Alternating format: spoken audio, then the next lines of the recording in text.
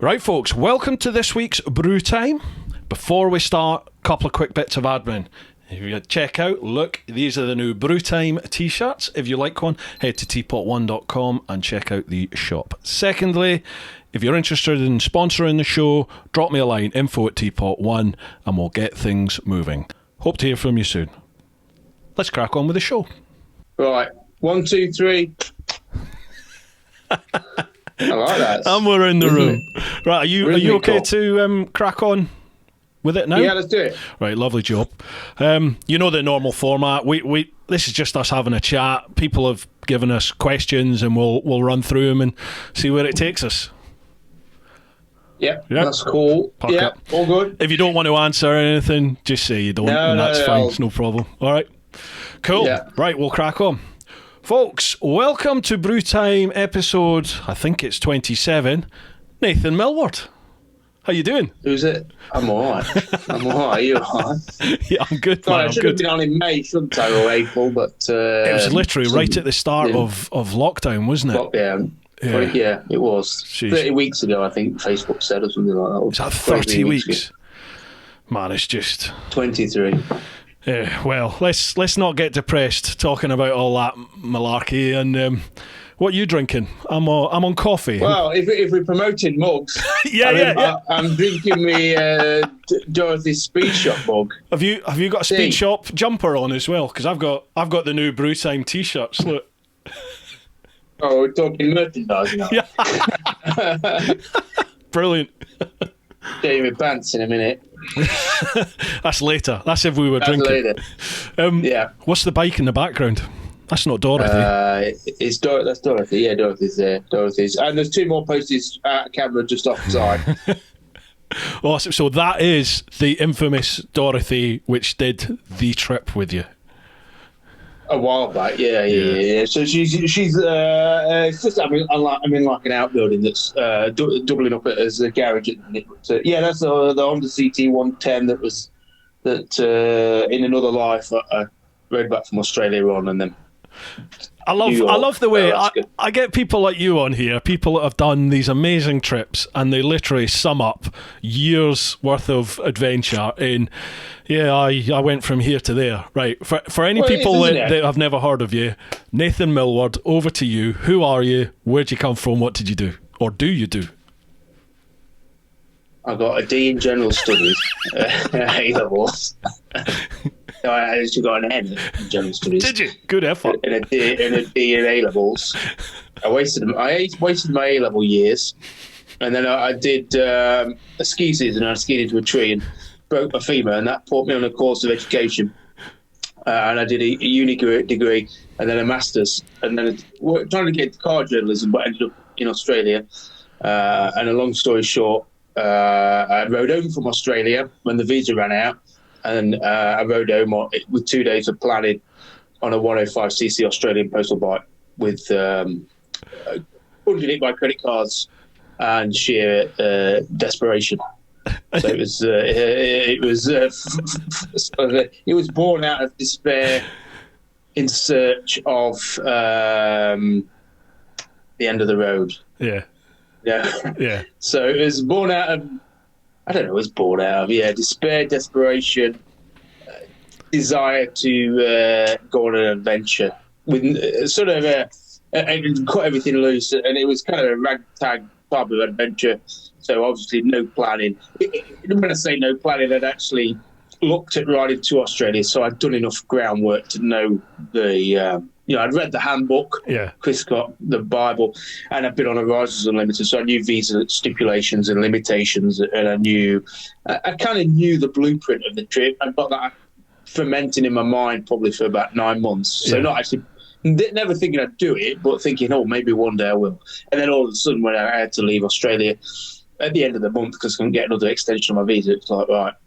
It was actually the lady I was with at the time said, well, maybe you should do that trip. If you don't do it now, then you'll never do it. And she was obviously right, because I would have flown to England, and then I don't know what I would have done, really. Gone back to Centre Parks, working in the supermarket or something. So I did that trip. So I went to see immigration on the Thursday, and I left on the Sunday. And I'd already got the postie bike just to get around Sydney, and I bought it. I was working cashing down in a cafe in Sydney in the CBD, and I just bought it. I think $1,200 on eBay. I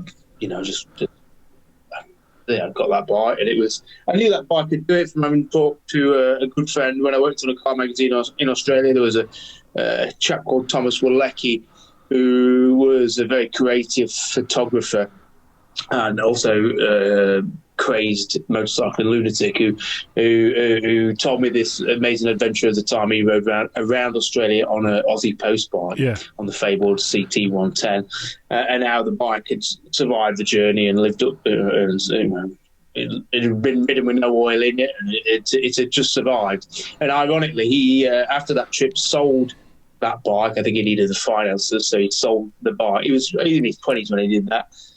He sold the bike, and then about 10 years later really reminisced about the journey in the bike, wished he got the bike. Then he knew a policeman friend who was able to look up the registration on that bike and able to give him the details of it, the address of where it was, who now owned it. So he went along and stole it.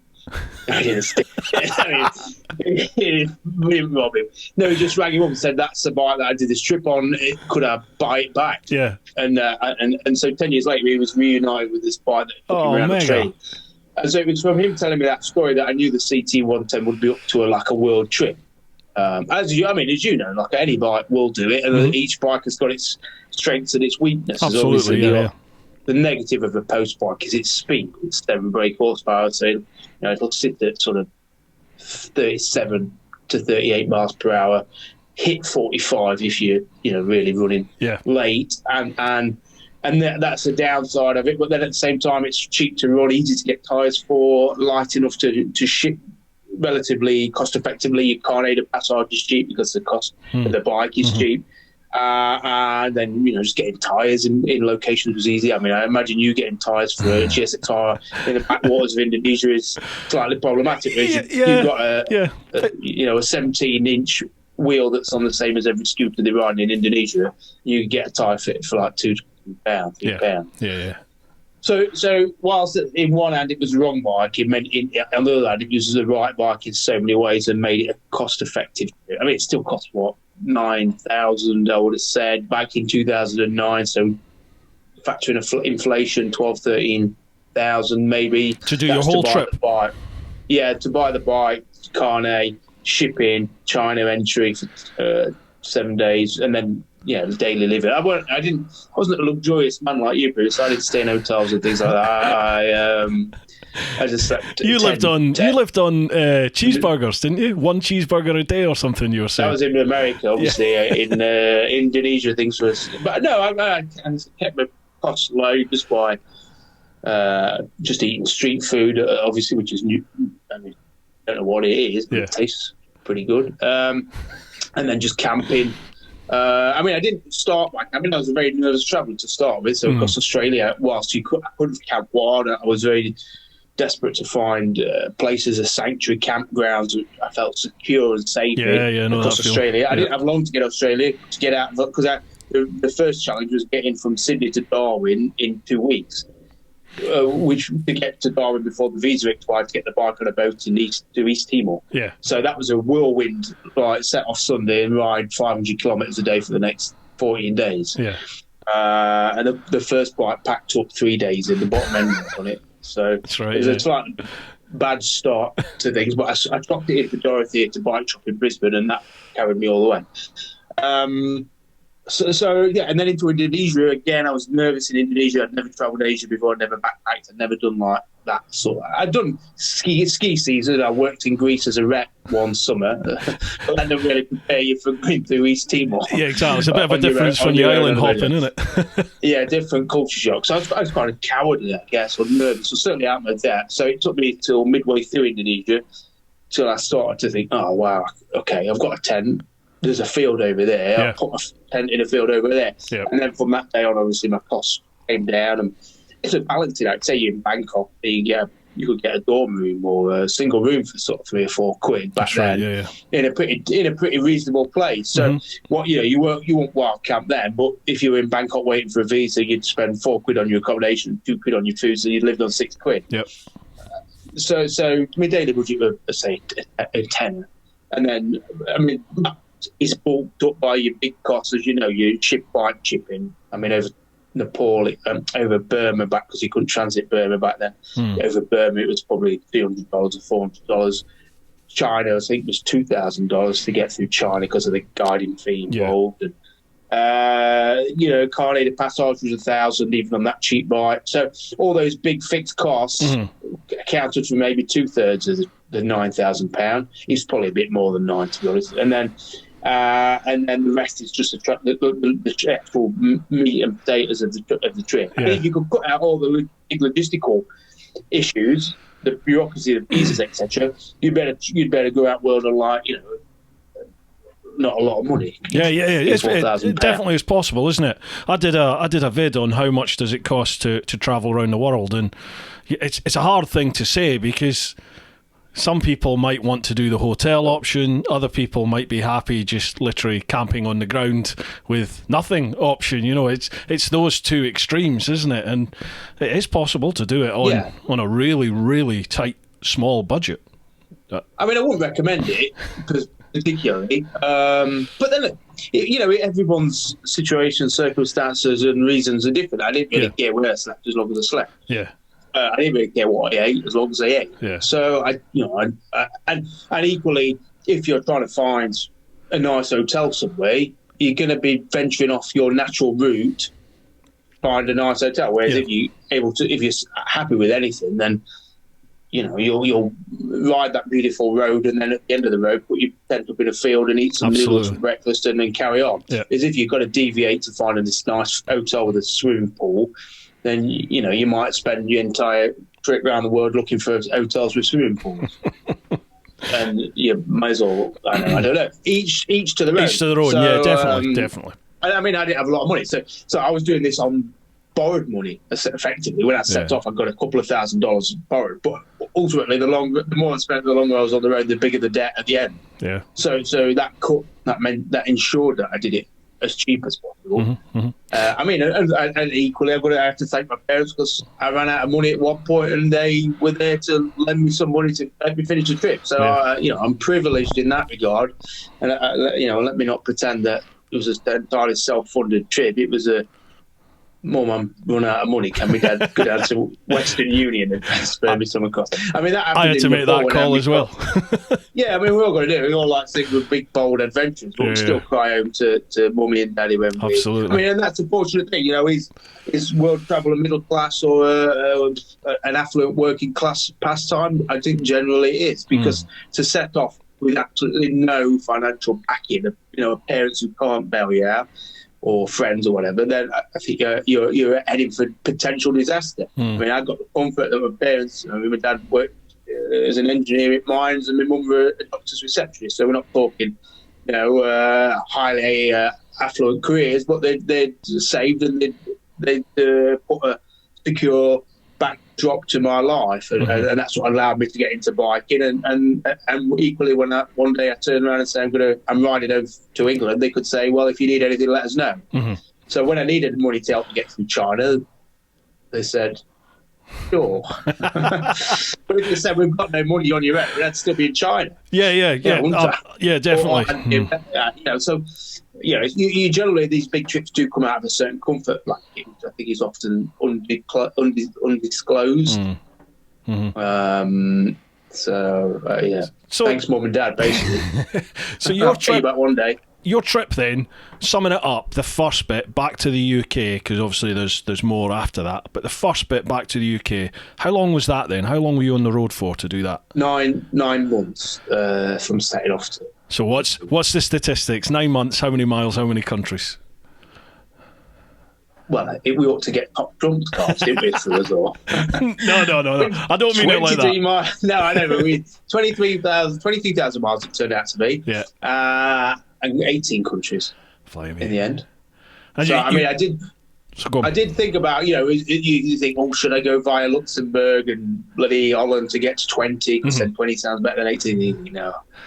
I just want to go home. Yeah. I'll straight line it.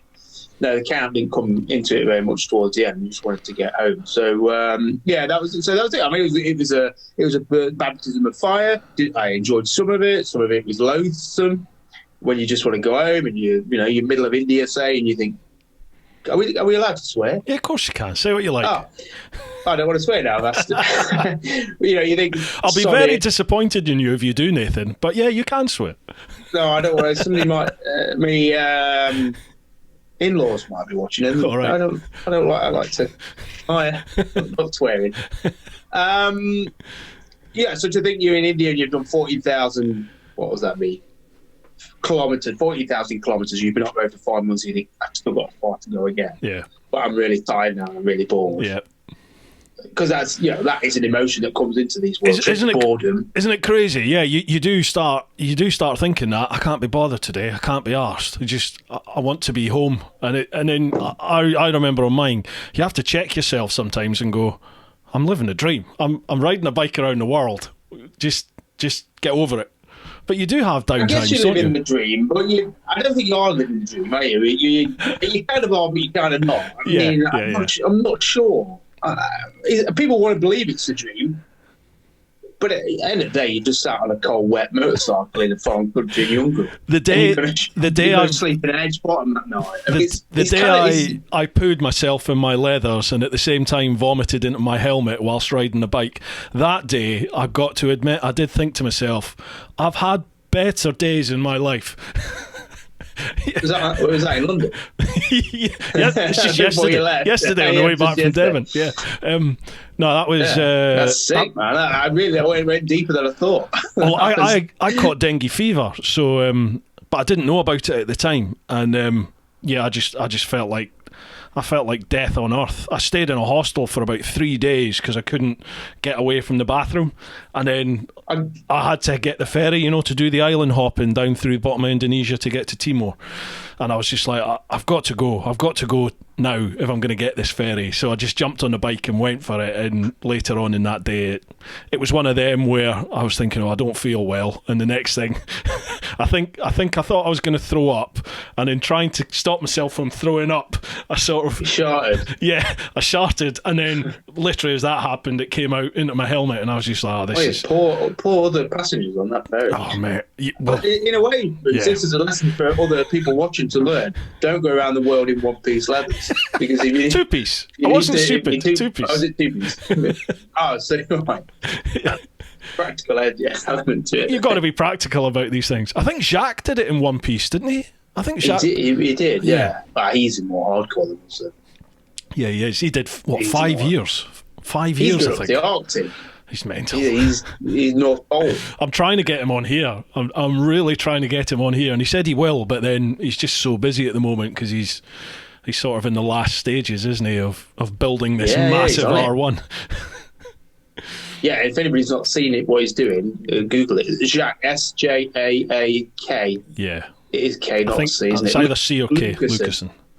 Lucasen, L-U-C-A-S-S-E-N. He's a hardcore. He makes us look like little pansies, to be honest. He's the original, isn't he? He is the original. Yeah. He rode a Fireblade in the 90s, literally around the world. I mean, he went right round Africa. He's been everywhere. I think it's 450,000. Yeah, 450,000 kilometres. I think he's done on that bike. It might have even crossed the 500,000 kilometres. He did it twice, didn't he? He had the Fireblade and then the R1, and then it was the R1. He's done two. The R1 was the big one. Yeah.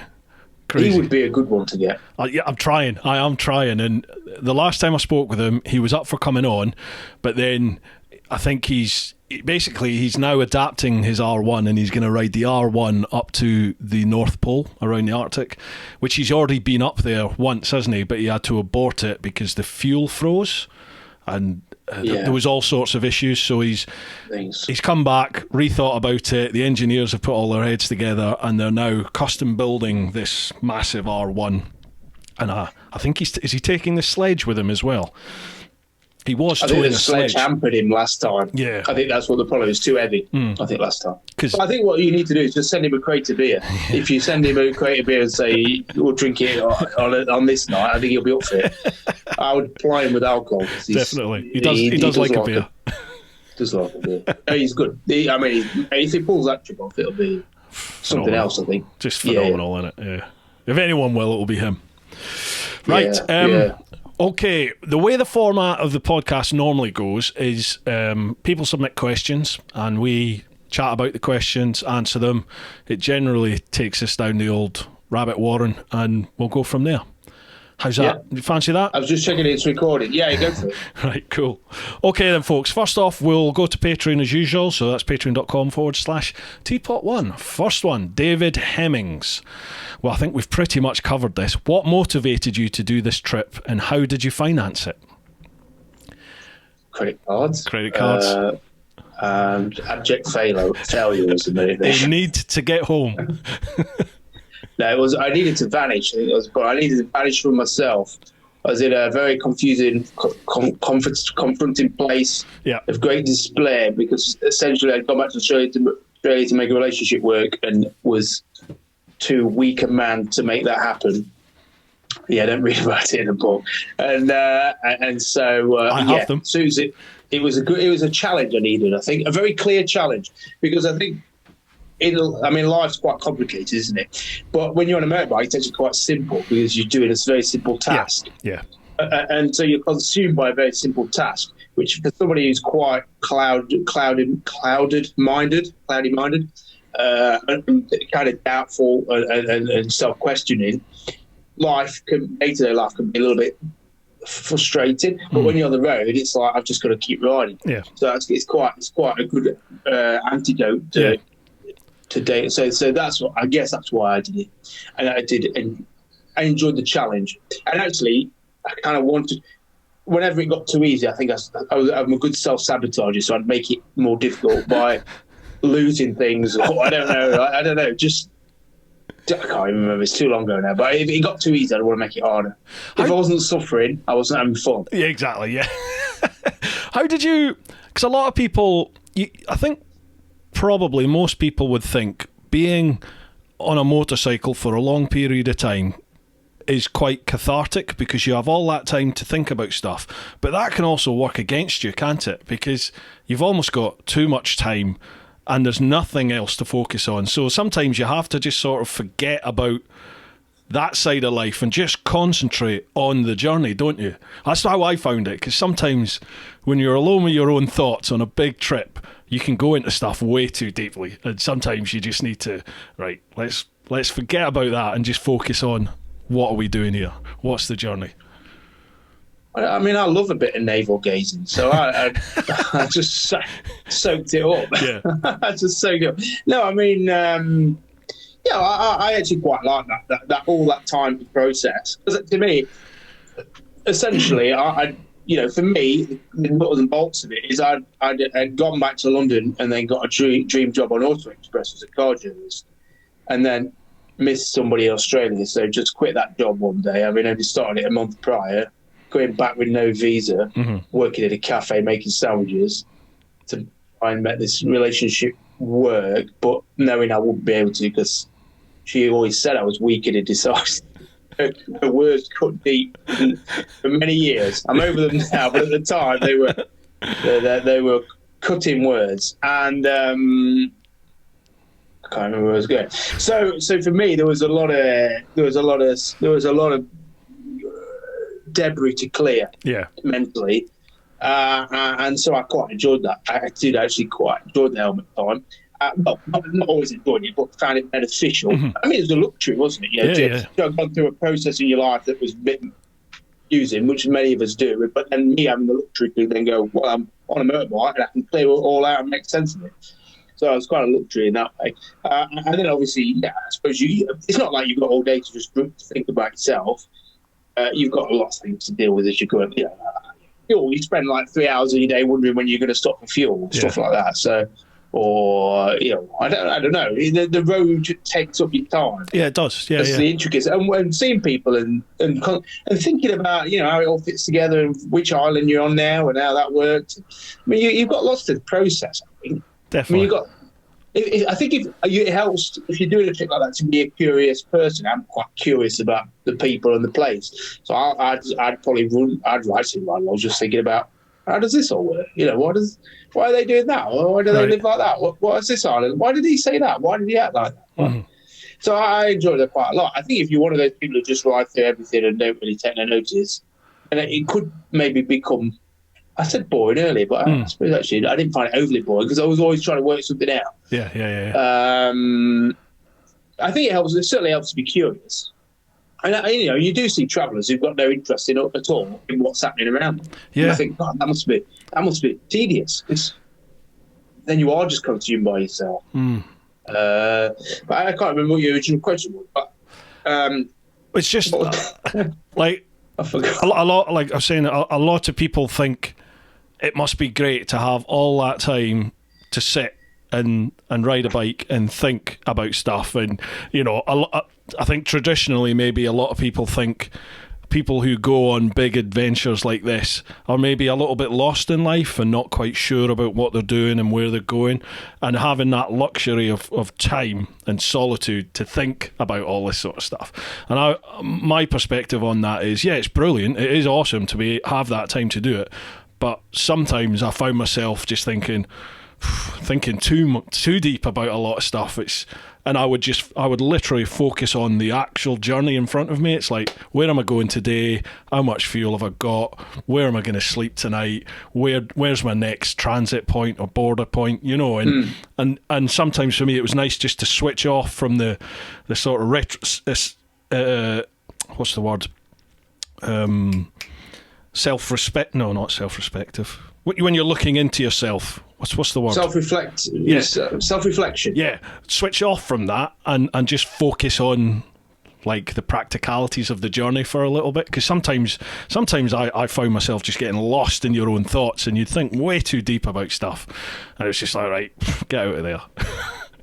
I think that's... For me, I had like my mum had passed away, and I still felt really bad about leaving my son's mum when he was young. I felt really guilty about like abandoning my boy almost. Although you should, you selfish wanker. You know what I mean? Like, I've always been part of his life, but it was just like I kind of felt like I'd let him down by not being there every day with him, And I think the trip, sometimes I would look way too deep into that on my trip, and you're like, switch off from that.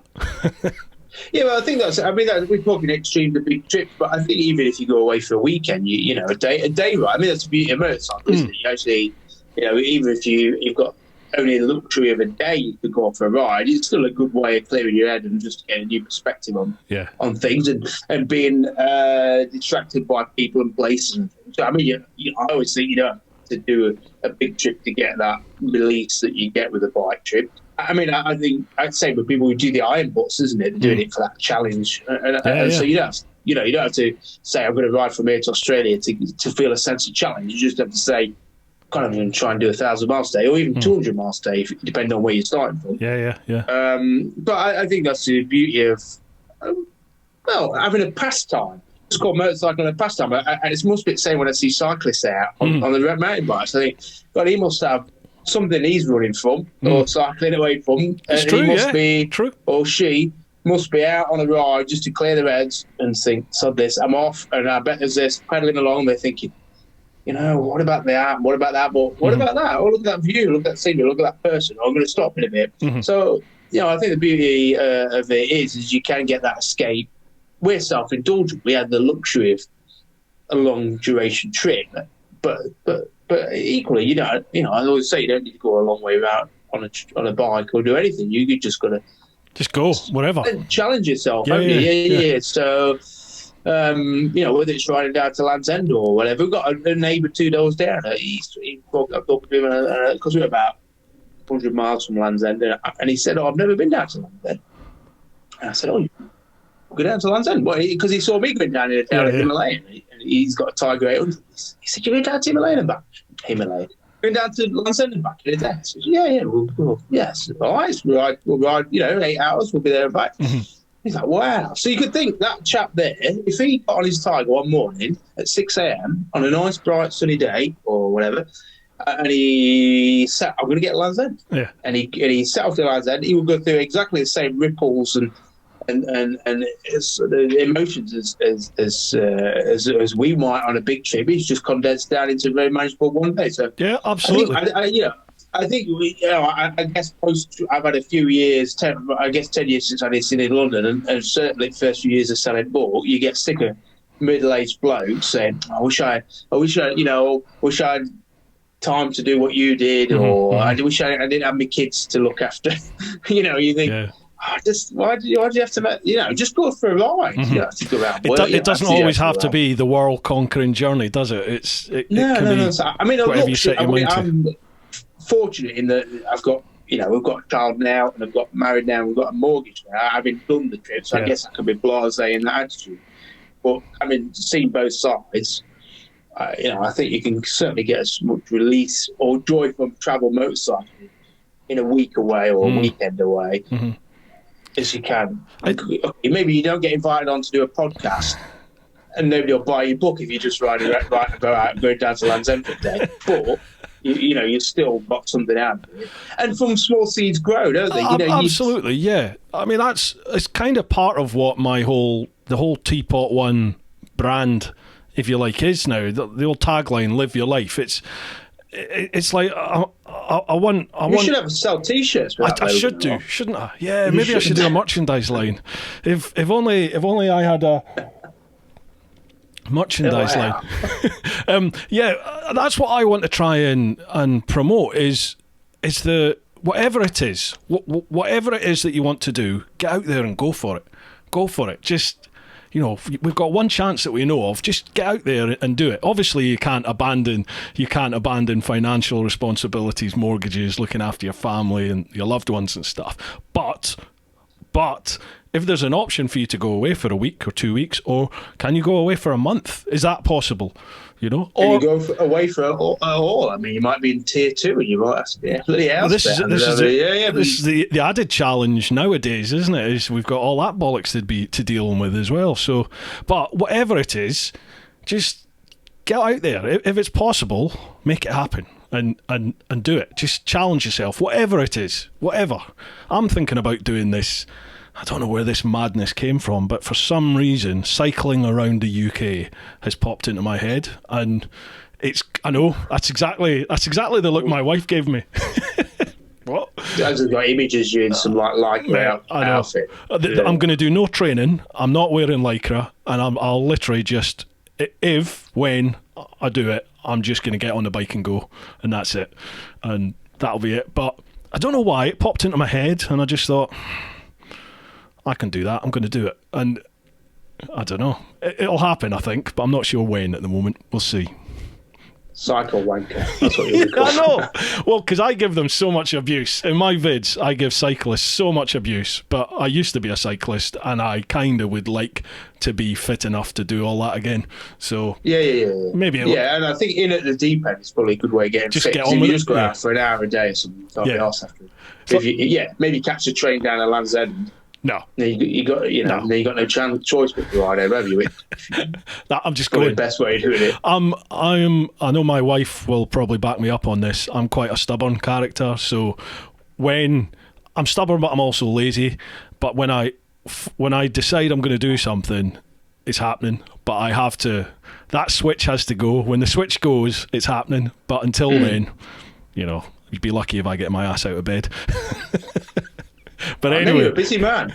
You're a busy man. Yeah, there's a lot going on, but I think the beauty of my life now is that, well, as long as I've got a laptop and I've got internet access and I've got my cameras, then I can work.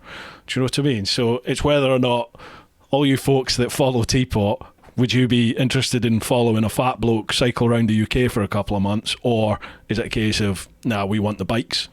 Or maybe I can tie in both. Maybe I could cycle from dealerships, pick up bikes, do a bit of a test ride on a bike, get back on a push bike and cycle on. Maybe that's something I could do. I think there's a lot of crossover there, isn't it? I'm seeing more and more motorcyclist friends on Facebook who are out mountain biking and things like that. Yeah. I think there's quite a big crossover. Certainly with e-bikes as well. Yeah. I mean, that's maybe how you do it, cheat a bit on an e-bike. But in my head, I'm thinking, that's cheating. I've got to cycle. I've got to crank it. Cheating. Yeah. A lad went past, I rode the other day on one of those Fantic e-bikes, and he must have been doing like, he was going faster than a postie bike on his Fantic push bike. I thought, well, that is not a push bike. Not as I know of it. I know, mate, I know. Yeah, they're going up hills like this, hardly breaking sweat. And you're like, what? Yeah, that's not right. Well, it does look easier. But no, I think that's it. I think people obviously, motorcycling is what brings everyone together. But the nut and bolts of motorcycling aren't really that. They aren't the glue, are they? It's more the camaraderie and the challenge and the personality of it all. So I don't think people are necessarily following you for the fact you sit on a motorbike. Or following you because you like what you say, where you think, how you approach it. So if you jumped on a cycle and a push bike and approach that in the same way you might a motorcycle trip, I think they would be equally. I mean, you might get called push bike wanker, but I'll be the first one to say that. Yeah, we're all allowed to suffer abuse. And anybody who puts anything on YouTube knows, don't you, automatically by putting a video up on YouTube, God, a wanker. Yeah, definitely. Always called so by those people who haven't got a video upload to the name. So funny that, isn't it? Yeah. So my skin is not thick enough. But from much YouTube, I sort of dip my head up every like 3 months and I try and say something non-offensive, but you always get the wrath of YouTube. Certainly do, mate. Yeah. My skin is getting thicker and thicker by the day. But anyway. Yeah. Right, back to the next question. We've done one question so far, and we are 53 minutes since we started the camera. Has it been going that long? Well, we had about a 15-20 minute sort of admin period. 5 minutes. Jesus. Right. I've got my dinner in here. You got Matt Rowe Designs. Sorry. My question is, if you guys had the chance to start at the beginning, would you do your round world trip differently, and what would you change? For instance, Bruce, when you got to North America, do you wish you'd vlogged more often so you have a record and could have shared more? Ooh, what would I do different? I think for me personally, if I could have taken longer, I would like to have spent longer exploring where I went, because there's big parts of the world that I basically just sort of blinked and went through, and I definitely didn't explore the people or explore the country as much as they deserve, or I want. So yeah, probably if the time scale was fixed, which it was really effectively, maybe. Well, I couldn't have cut the distance down because I wanted to do the around the world, but definitely if you can, take longer and explore more. For me. For you, yeah, that's good. What about you? Well, to me, I had the perfect trip, and I don't think I could change anything because I survived, and I guess I did it and everything, whether it was kind of the right way, i.e. not having much money. You could say wish I'd have more money, but then I would have had a different experience. So if I'd have had more time, would I have achieved it? Because with all the time and money in the world, I probably lost focus with I didn't have a lot of time, I didn't have a lot of money, or the time was restricted by the amount of money I got or not got. Yeah. So I could say, well, I'd like to have lingered longer, but then I wouldn't have had that drive and that energy to get me through the bits where you just like need something to push along. That's very true. I wouldn't change anything. Actually, I wouldn't change my bike. I wouldn't change my Converse. Maybe I would maybe have had more socks, because I kept, even on the road, I kept losing socks. So I mean, when I was going over the Himalayas, I only had one sock. So I had to alternate between different days, different feet. So I'd rather have more socks or less feet. Read his book. So, but would I change it? So I don't think I changed. I don't think I would actually change anything. That's awesome. That is awesome. I got everything I needed out of it. I guess immediately. I guess all you could say, well, you wish there was a big trophy at the end, and a hot tub of girls and a mansion and all that sort of things that you wish for at the end of a big trip. But that's come later. Did you not get that? That's no. Right. Motorcycle news did not do that grand gesture for me. So I think that's it. I did have another point, but I forgot. What was the question again? Would you change anything? Yeah. What? Yeah. Would you do your own world trip differently, and what would you change? That's basically it. I mean, obviously, if you're doing it tomorrow, you do it differently, wouldn't you? But a trip is born out of your current circumstances. Yeah. So, tomorrow you do it. I wouldn't do it on a postie. God, if I set off around the world on a postie tomorrow, you'd be mad. Like it would sit on a 37 mile an hour bike to go around the world. You just wouldn't. You'd take something slightly faster. You'd have to take more money. But that's. But it depends. Like you said, though, depends what you want from the trip, doesn't it? It really does depend. Yeah, because if I had the option to go again, would I take a sports bike again? I don't know. I mean, the drive to do it the first time was my bike, and all the people telling me I couldn't do it. So the drive for me was, well, I'm going to bloody do it. So that's done now, and I don't have that to prove to myself anymore. So. Would I take? Yeah. I could take a GS. It'd be much more comfortable. But I don't know. Maybe I would look at doing it on like I've spoken about it on here before. Do it on an electric bike. That's another challenge. Sod that. Do you know? It's just like I would need a challenge. For me, I would need that challenge there, definitely. Cycle then, because cycling round well. Well, as long as my wife's putting up with me, I don't think she'd tolerate me buggering off for that length of time again. That's the issue. Yeah. I got away with it once. The only thing with the electric element is a bike, a challenge, but then like your super bike, it was kind of the wrong bike, but still it's a bike that you can get fuel. But setting off on a bike that you think, I ain't got a clue how I'm going to get energy to this thing. Yeah. I just think, fair play, like for you and Charlie doing that. I think that's for a TV project to do, to make it interesting. I think that's a good hook. But, the effort, the pain in the arse. And I guess maybe I can't remember what point I was making earlier, but about the hotels, having to change the course of your trip just to power your vehicle. Yeah. It would completely ruin the point of the trip. The point of the trip is to go and explore and see what you find and be flexible and have the freedom. To have a motorcycle that stymies your freedom seems... we're on about the Harley Livewire. I rode one. It's fast and it's exciting, but it limits the freedom that a motorcycle should give you because you're having to plan your trip around where you can get quick fuels.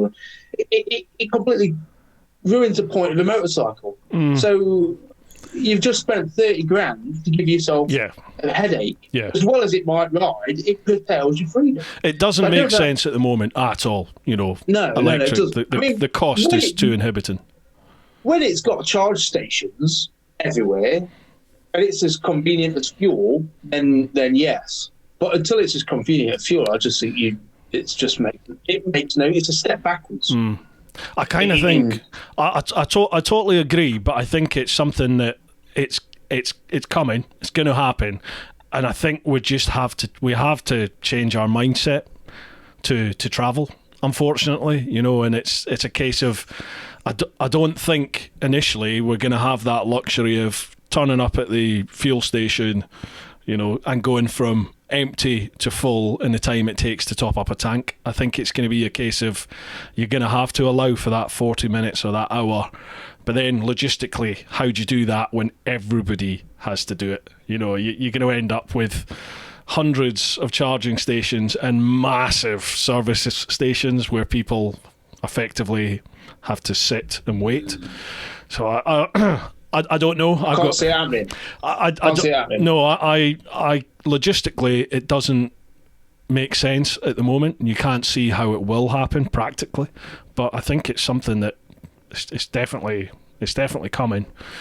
Whatever form it takes, I think it's definitely coming. But we'll see. We'll see what happens. Yeah.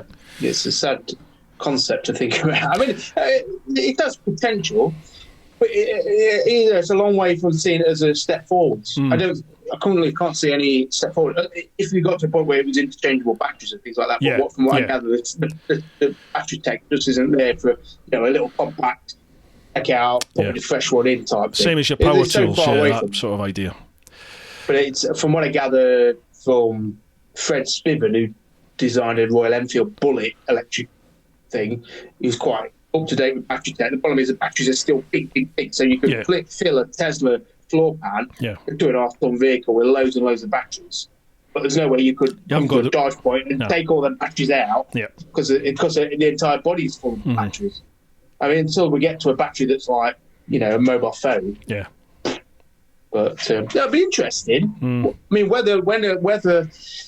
motorcycling is reaching its peak of maturity, isn't it? Riders are getting older. The glory days of motorcycling are upon us in its traditional guise, and whether it'll go out kicking and screaming in terms of petrol engine, and then therefore those people who've ridden petrol engines will stop riding motorcycles because all it'll be is a motorcycle won't be the same once it's replaced by an engine. But whether the electric vehicle or I'm sorry, I'm not making a clear point here, but once electric bikes are better, motorcycles are better, maybe it'll attract a new audience. So maybe electric motorcycles will regenerate motorcycling at the expense of killing off those who are currently enjoying it. It seems to be. That's my wonder. Chatting with those in the sort of EV world, the electric world, it seems to be there is a new market coming in the form of like commuter bikers,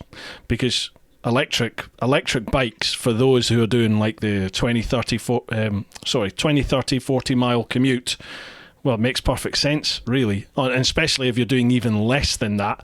You're in town, you're going from sort of outer London to inner London or outer city to inner city.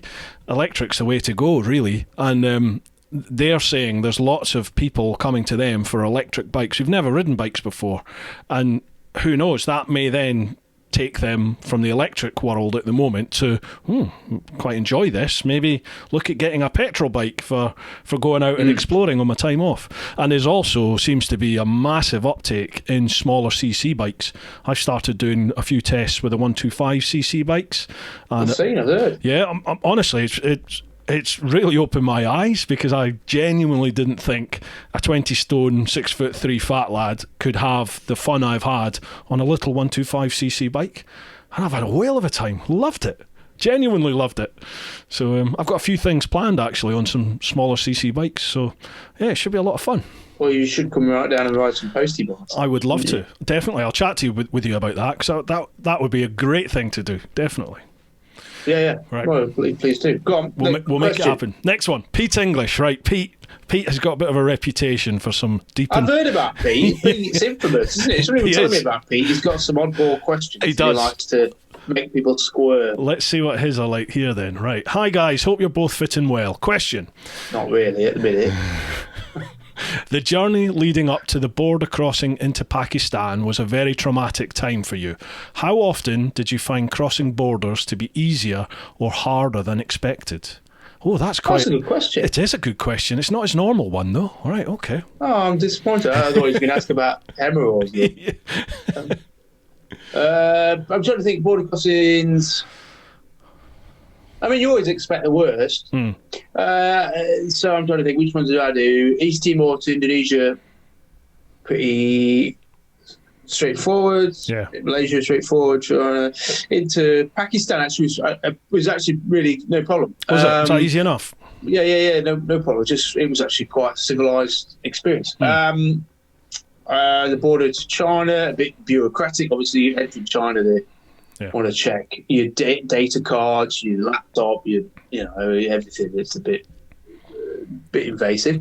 The two I had problems with were exiting Kazakhstan and entering Ukraine. Leaving Kazakhstan, they said I didn't have the right paperwork, which the guy, when I entered Kazakhstan, said I didn't need. So when you go to leave, they say, "Where's your paperwork?" You say, bloke down there didn't tell me I needed any, so I don't have any. And then they'll do the old shut you in a room trick and tell you you've got to pay them €200. Yeah. by that point, if it had been early on the trip, I would have paid it. And I think that the problem is that a lot of people just pay it because it's easier.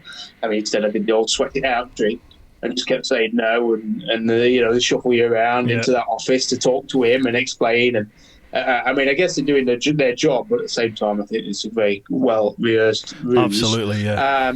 So I think 4 hours it took me to get through that, and I thought, because you kind of feel very vulnerable, Massively. which you are, because they could pin anything on you or do anything, or you're on your own. Nobody knows really that you're there.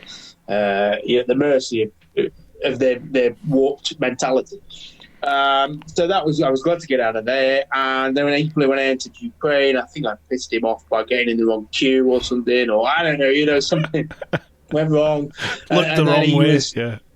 Yeah, he sort of pulled me to one side, and then that took 2 or 3 hours, and he wanted me to literally strip everything off the bike and take the seat off the fuel tank and every compartment, and he was doing it in such an intimidating, inglorious bastards. What's his name at the first? On the first scenes, if you've seen it, he's in the Austrian meadows and is interrogating a family who's hiding Jews, I believe. Oh, yeah. Yeah, a bit like that. And he was very sinister. And I thought, God, any minute now he's going to say, "I found these drugs on you," which obviously I wasn't carrying drugs. And that was quite nerve-wracking because again, you think, God, I am at his mercy, and I pissed him off somehow, and he could do anything to do anything. So, and he wants to see inside your wallet, and he's trying to grab your money, but you're like, I'm not giving you my money, but if you really want it, I guess you've got to take it. I mean, what can you do if he does take it? There's nothing you can do. Those two crosses didn't cost me anything, but those two were they were two of the worst. But I'm trying to think the other ones were quite Nepal. I mean, borders are a pain in the arse, but you've just put yourself in the position, remain calm, polite, respectful, follow the flow, because ultimately they're not going to have you stood at that border forever. So as long as you've got the right documentation, eventually you're going to get through. You've just got to persevere. Yeah. If they tell you you've got to go over there to get some photocopies of your document, then you go over there without any force. You get your photocopies, you go back, and then you just play the game, don't you? I found that the biggest error I ever made with border crossings was turning up there with not enough water. So if I turned up and I was dehydrated, I now know, and I didn't before my trip, that being dehydrated really affects my mood quite badly, because I become really irritable, very short-tempered, don't see logic, just get the fuck out my way. That's kind of how I get when I need water. So I sort of learnt that I need to have some water with me, and if I can feel myself getting really just like the Incredible Hulk, get out of the way kind of thing, just have some water, take a step back, chill out, and like you said, just take a few deep breaths. It's just the job. They're just dealing with the job. Have a look and see what the locals are doing and follow them. Yeah. I don't want to do what the locals are doing when I entered Kazakhstan, because I reckon the girl in front had to go in and give him a bloke. I'm glad I didn't have to do that thing. But yeah, I mean, you see some sort might have saved you 4 hours. It might have changed me for life. But yeah. I mean, Russia was the least corrupt out there. Got to be honest. It was just straightforward. Here's a number. If anybody tries to extort money out of here, call this. Call this. I mean, it probably would have. I don't know. It seems quite straightforward, Russia. Not as worrying as I thought. But yeah, it's the worst part of a trip, isn't it? Crossings. It's the one that plays on your mind all the time, isn't it? And they're the same everywhere. It's the one that ultimately can stop you. Yeah. Actually, I know what he's referring to. Pakistan, the border crossing was fine, but getting the visa was the issue, because typically a Pakistan visa, you have to get it in your home country. And obviously I was travelling to my home country, not leaving it. So I was trying to get my visa in Bangkok at the embassy there. So you go to the embassy, present yourself, can I get a visa? And they say, no, you've got to get it from your home country. And you're like, well, I'm trying to get there. He originally said no, and I guess those are the times where you have to just grit your teeth and say, no, I can't give in to somebody telling me I can't do that. I've got to try and persuade them. So I went back another day and went, well, this is the situation. And it was only through that encounter, and he said, well, what bike are you on? And I said, it's the 105cc postal bike. He said, 500cc. I said, no, it's a 105cc. And he thought I was a dickhead, and, but in a funny dickhead way. Yeah. And out of sympathy gave me a visa. But otherwise, I guess the desperation to complete that trip and do it in a pure way, I would have flown home to England and already looked at doing that. Flown home to England to get the visa, then to fly back and ride up, which is a ridiculous notion, isn't it? Really. Yeah. But so that's probably what Peter referred to. Yeah, that was just fortuitous that guy on that day took pity on me and he gave me a 10-day transit visa for 80 quid, 85 quid or something like that. So I mean, not everyone's as lucky, but then I couldn't get the Iranian visa. So actually, the borders are fine. It's the visas that are paid in the arse. So for me, the Iranian visa, I think I was emailing them, the embassy. Yeah. It was back when it was IranianVisa.com. It was almost like a cartel company. They're the only company that could issue a visa, and they were just like, So you'd have to make multiple attempts, each time costing you X amount of money, and then you didn't hear back. I didn't think I heard back for 12 weeks. So you think, okay, that's not going to happen. And obviously, Horizons Unlimited is a good way for people to measure who's getting what. And it was kind of like the odd person was getting a visa, but most people were hearing nothing. And that's what forced me to go do the China route, because I knew I wasn't going to get through Iran. I mean, yes, you hear stories of braver people than I turning up at borders and walking their way through. And, there's a Frederick Schiffer, who, I think I've got his surname wrong, Frederick Schiffer, who runs Lone Rider, the tent company, the paddling company. Yeah. He did a ride back from China on a Kawasaki 150 dual sport machine, probably 2012, I think, before he started the company. And I think he talked his way through Iran, or certainly into China without a guide. So he was a good, smooth talker. Obviously got a little bit more charm and persuasiveness than I. So he was one of those. Well, you'll always hear stories of people say they got into China, the smuggled their way in. I remember, they talked to a guy. When you stayed in hostels and you met other travellers and you met people that were backpacking and cycling and other bikers and stuff. The amount of people I met who said, "Oh no, I haven't got a car now. I've got a forged one. Just Photoshop it." Yeah. And the amount of people that were like on forged or so they said, were on forged documents. And I remember thinking, how does that work when you get to places like Australia where they're really tight with stuff? It's like, what happens when you get caught with a forged document? You end up in the clink. They're probably still on there. What's that island where they put everyone in immigrants? Australia, yeah. That's true. Well, they're not letting them out, are they? Bless them. No, they're not. God. 2 years, I think they said. But, I had. Let's not talk about COVID. Oh, God, I know. I had Roxy on last week. Round the World Roxy. Yeah, amazing. Yeah, and obviously she's left her bike there at the moment because she had to, because of COVID. In Australia. She had to go back. Yeah, and she was saying it's looking like it won't be next year now. It'll be possibly even the year after before she can get back and get on with the journey. And you're like, wow, it's crazy, isn't it? Things like that. You just. I mean, when she started her trip middle of 2019, you just never would have contemplated something like 2020 would be. I mean, I know it's first world problems and that to say we can't continue our world trip, but at the same time, I would. I don't know. I've got a brother-in-law in Australia who's got a dual citizenship, and I mean, if they say you can't come back to 2000 in 2 years, for example, then a lot can happen to parents back 2 years. Yeah. So it's not. Let's not talk about COVID because we're trying to get away from it. Yeah. Yeah, let's try and escape it. Right, next question then. Matt Sheen. I'm genuinely interested in the new Hunter Cub updated postie. Me too. Can you ask Nathan his views? I think it'd be a great thing. I mean, Honda. Don't get me started on manufacturers. I think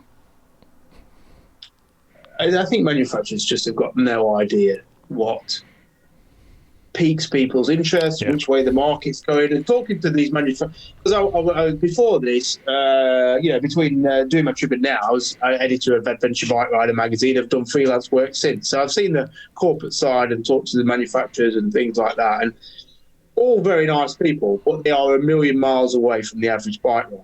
And that, I would actually say, includes a lot of journalists as well.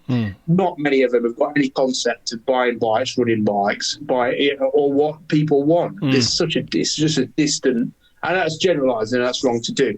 But that was what I came away with. Manufacturers talking about 10-year plans, then it leaves a huge disparity between what customers want now, what they want in 10 years' time. Yeah, And definitely. you look at Honda, they've made some abominable decisions, like the Falcon and the DN02 or whatever it's called. You know, there's bikes that sold like nobody bought one. Yeah. The only people who bought one were the dealers because they were forced to buy.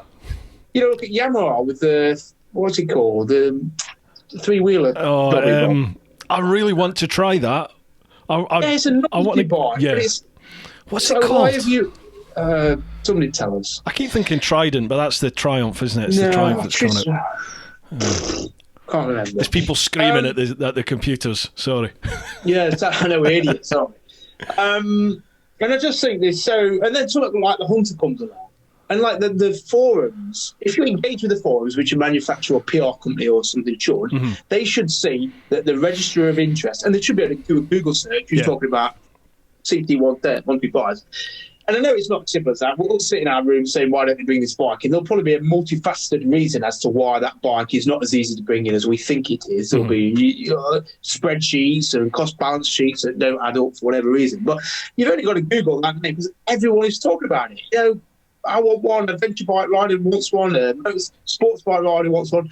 They're talking about it in a way that nobody ever talked about the Super Cup, because the Super Cup shows the arrogance of somebody like Honda who think they can paint a vintage badge on a shitty, cheap Thai or Chinese-built Cub or motorcycle called an Innova, and then bring it in as a Super Cub and then try and charge £3,800 for it. It shows the arrogance of a manufacturer that thinks they can get away with that. And it failed because nobody bought the Super Cub, or they didn't buy it in sufficient numbers to stop me from getting too irate. No. It really upsets me that like Honda, I mean, I've got 8 Hondas here, Honda CT110s. I love those bikes because back then they were building bikes for the passion of building bikes, and maybe there's no profit in building bikes out of passion. They were well-engineered bikes. And what they did, those CT110s, they got people interested in motorcycling. They converted virgin motorcyclists into fully fledged motorcyclists and then went on to buy other bikes and become lifelong customers of brands.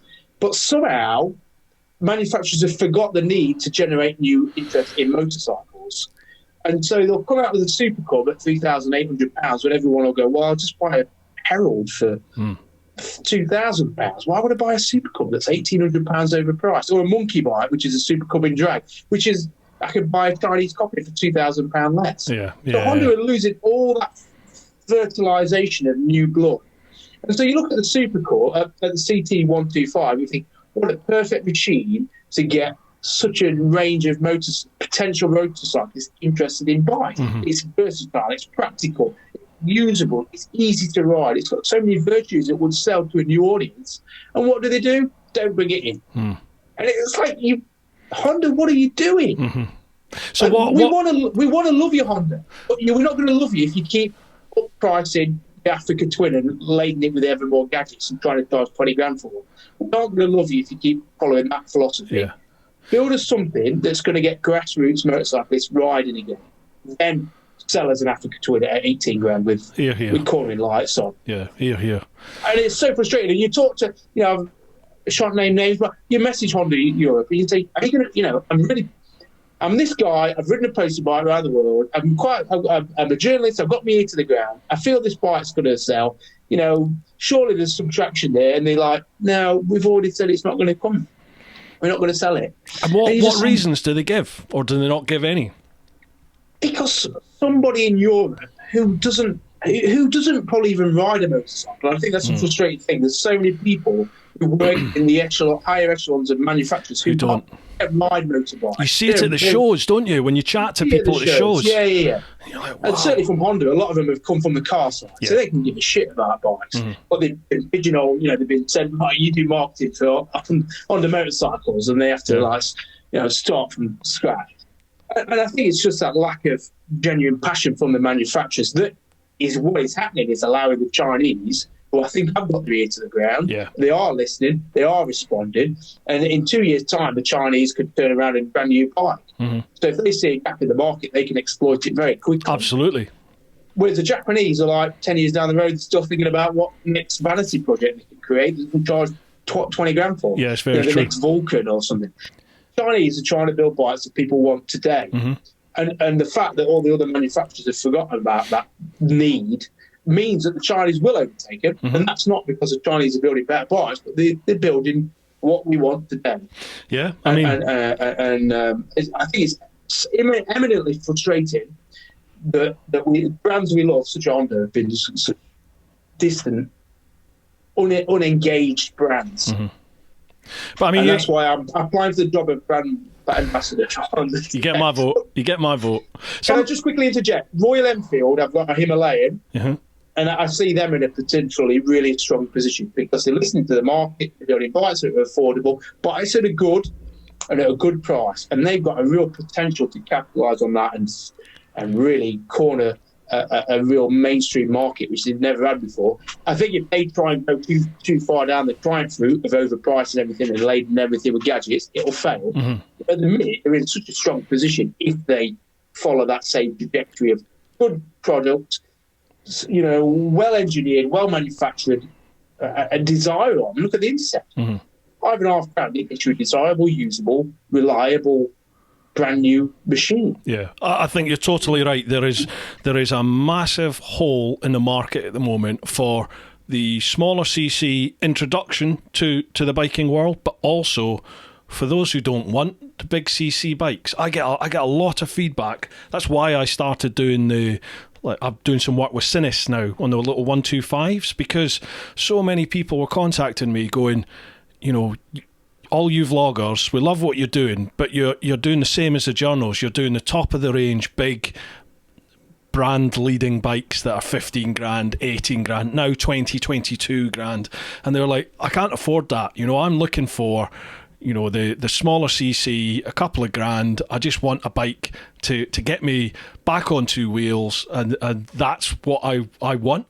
And initially in my head it was like, well, I'm not interested in any of that, so I'm not going to do it. Whereas now I'm thinking, now I've ridden the smaller CCs, it's like I actually enjoy riding the smaller CCs, and I think rightly so, from what you've just said there is this massive hole in the market, and we've got to look after those people that want to come into our little biking world, and also those that don't want these big CCs. They want the smaller market, or financially they're restrained to the smaller machines.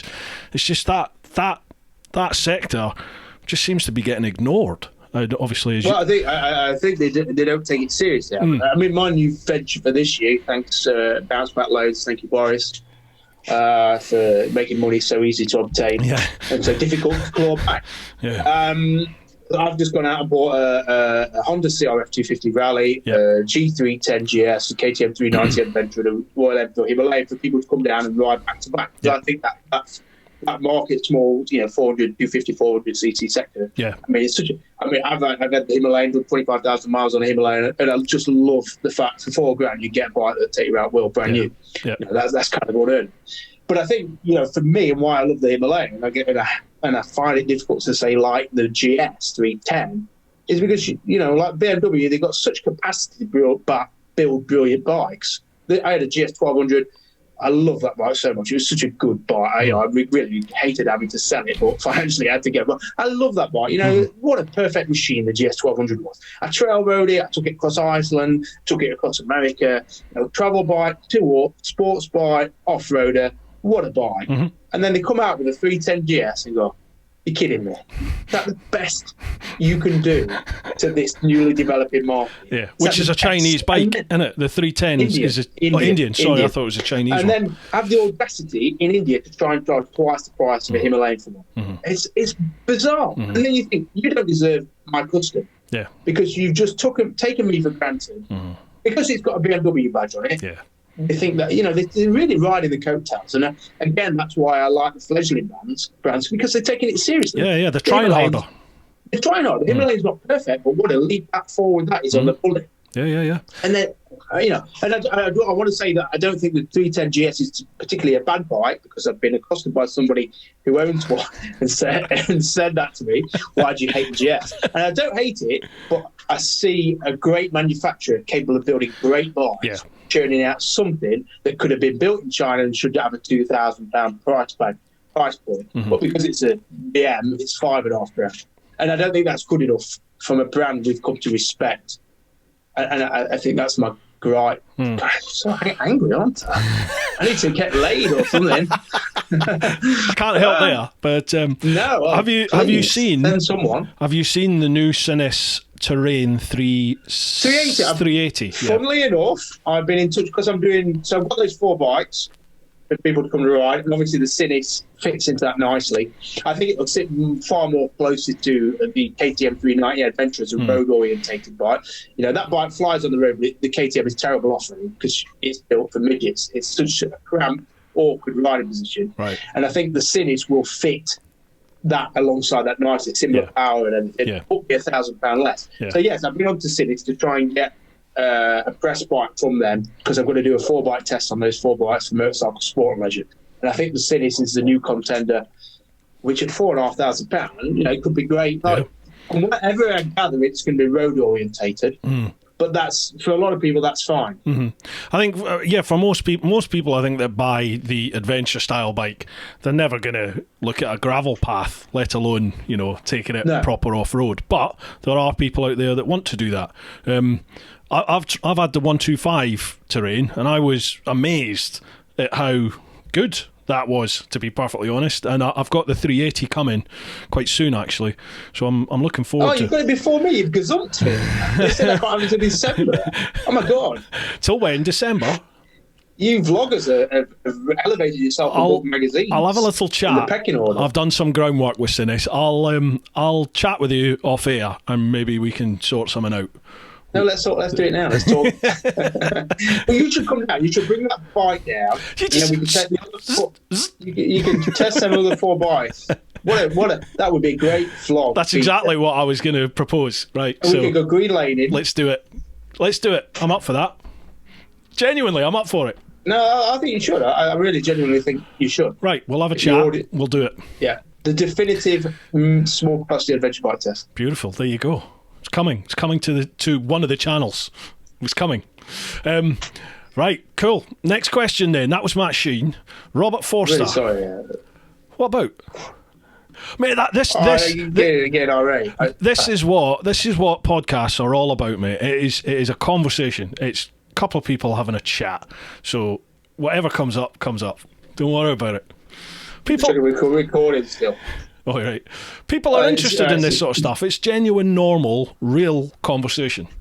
It's not PR bullshit, is it? It's what people chat about, what bikers chat about. It's what people are concerned about. I know, but some people say sometimes I get people say I'm too negative when I do my reviews and stuff like that. But I think to be honest, for too long, too many people have been too positive about things. I like to bring things back down with negativity. I get accused. Yeah, well, I think, I guess it's, negative. It's not negativity. I think it's balance. Nothing in life is perfect. And no bike is perfect and suits everyone. I think, you've got to, I think as long as you give a balanced view of something, I think you can say a negative thing because, I mean, if somebody was assessing me as a character, they would quite rightly have negative things to say about me. But I'd like to balance some of that with positivity. Anyway, next question. See, I just today I had the total opposite, like on a YouTube comment, someone saying, "I love your enthusiasm, but you vloggers are constantly just giving rosy, positive reviews about bikes. It would be nice to get a review of a bad bike." You know, and I sort of said to him, look, I say it as I find it, and if I like something, I'll say I like it, and if I don't, I'll say I don't. But there's not been a single bike yet that I've gone on and gone, I've hated that, I've got nothing good to say about it. You know, for me, it's like a shit sandwich, innit? You give the good, the bad, and the good. And that's just, what's the point in being this bike's a pile of shit? If it's a pile of shit, I'll tell you it's a pile of shit. But I haven't found one yet that is just a pile of shit. Yet. I mean, it's a tricky one. People are still not always realistic to the way the world works, I think magazines have been accused of favoritism, bias, whatever, for a long time, and I think the same applies to vloggers. And I'm not saying you are that, but there's a lot who, to survive, need good relationships with companies who supply them with things that are going to get them views. Yeah, and I think there is always going to be, and it's inevitable, it's going to come, always a scepticism with glowing reviews. Yeah. Because, you know, and I think sometimes people think that's a sinister thing, or you're getting paid, you know, you've just been paid £500 by Sinister to say, is that, you know, try 125, for example. Yeah. But I think a lot of it just comes down to human relationships, and you kind of, sometimes you're just polite because you don't want to think anybody thinks that you're being an arsehole. But I can see from an audience point of view, sometimes they want to hear something being kicked in the shin, you know, damned, I suppose. It's very difficult. It's such a fine line to get right, isn't it? Because, like I say, people have accused me of being too negative, and then they've accused you of being too positive. Yeah. So, I think it's just human nature, though, isn't it? There will always be people out there who either see the world through rosy spectacles or through shit-stained goggles. It's just human nature. There's always going to be people out there, and there's going to be people out there who love the positive nature about everything, and there'll be people out there that love the sort of negative view on everything, because it's a balance, isn't it? It's whatever strikes a chord with that particular person watching. And we're all defensive of what we love, aren't we? I mean, it's only been Nazi but late, that's it. Yeah. Man, what am I like? The GS, do you know what I mean? Like, I've gone from poacher turned gamekeeper now, but yeah. Well, just turn the dots up. I know when I've tested Africa Twin or something for Bennett's, and because I didn't. I mean, I kind of sometimes I feel I think there's negatives to be found in the Africa Twin, and if you point them out, that's it. Yeah. You know, you're on the fan club's hit list. They're gonna love me because I'm just doing the videos on I had the Africa Twins Adventure Sports DCT. I've had that for 3 or 4 weeks, and oh, don't you dare say you don't like DCT, or that's it. You are in hell. You're going to hell. I don't like it. I don't like it. I know. I think DCT is the worst thing on a motorcycle ever. I can see where it was great fun on the faster bits and in the sweeping corners. It was great because it's I don't know, it's like a novelty thing, but for the tighter, more technical stuff, I hated it. Even overriding with the Triptronic buttons, it would still, like hairpins, if I'm setting it up in second, I'd touch the gas and it would still drop it to first. And I was just like, no, I don't want you to. Leave it. Yeah, but anyway. Oh, no, let's not go on the DTT together. So I'm fully prepared for a lot of hate coming my way when those videos come. Yeah, you're going to get it. Yeah, I will do, yeah. I will now. Just tell them to get a scooter. Yeah, to get the new Cub, yeah. Just to go. Nick Nick Turnbull. Nick. Morning, Bruce. Oh, yeah. Thanks again for these podcasts. I'm really enjoying them. Please could I ask Nathan, what are the main benefits of riding such a small bike for such long distances? If he still owns his GS, what possible advantages are there in small postie bikes over the king of long distance and motorcycle adventure? Yeah, I mean, I think that's something you could easily. It would be very hard to find a reason why you take a postie bike over a GS, say, from here to Scotland. It would be very difficult. Like, why on earth would you? Or even across America. I mean, when I took a postie bike across America, it was kind of hard work. You know, it was you're fighting what road you can ride on. You're fighting fast traffic. You're struggling with the distance. You know, it kind of wasn't. The postie didn't suit the America trip as much as it suited the Sydney to London trip. I think that's when you start, so you have to, what kind of trip are you on about? So if you go into a third, say, developing world countries or crossing many borders, say the beauty of the postie bike is that you can get tyres everywhere. It's cheap to ship anywhere. It's cheap for carnet. So really, I mean, the GS in a way is a great bike, but it's probably the worst bike for going around the world on, because as soon as you needed a tyre for it, you'd struggle. As soon as you needed any engine work doing or any servicing, you'd struggle. You know, so I think it's the context of where you're using the bike that defines whether it's the right bike or not.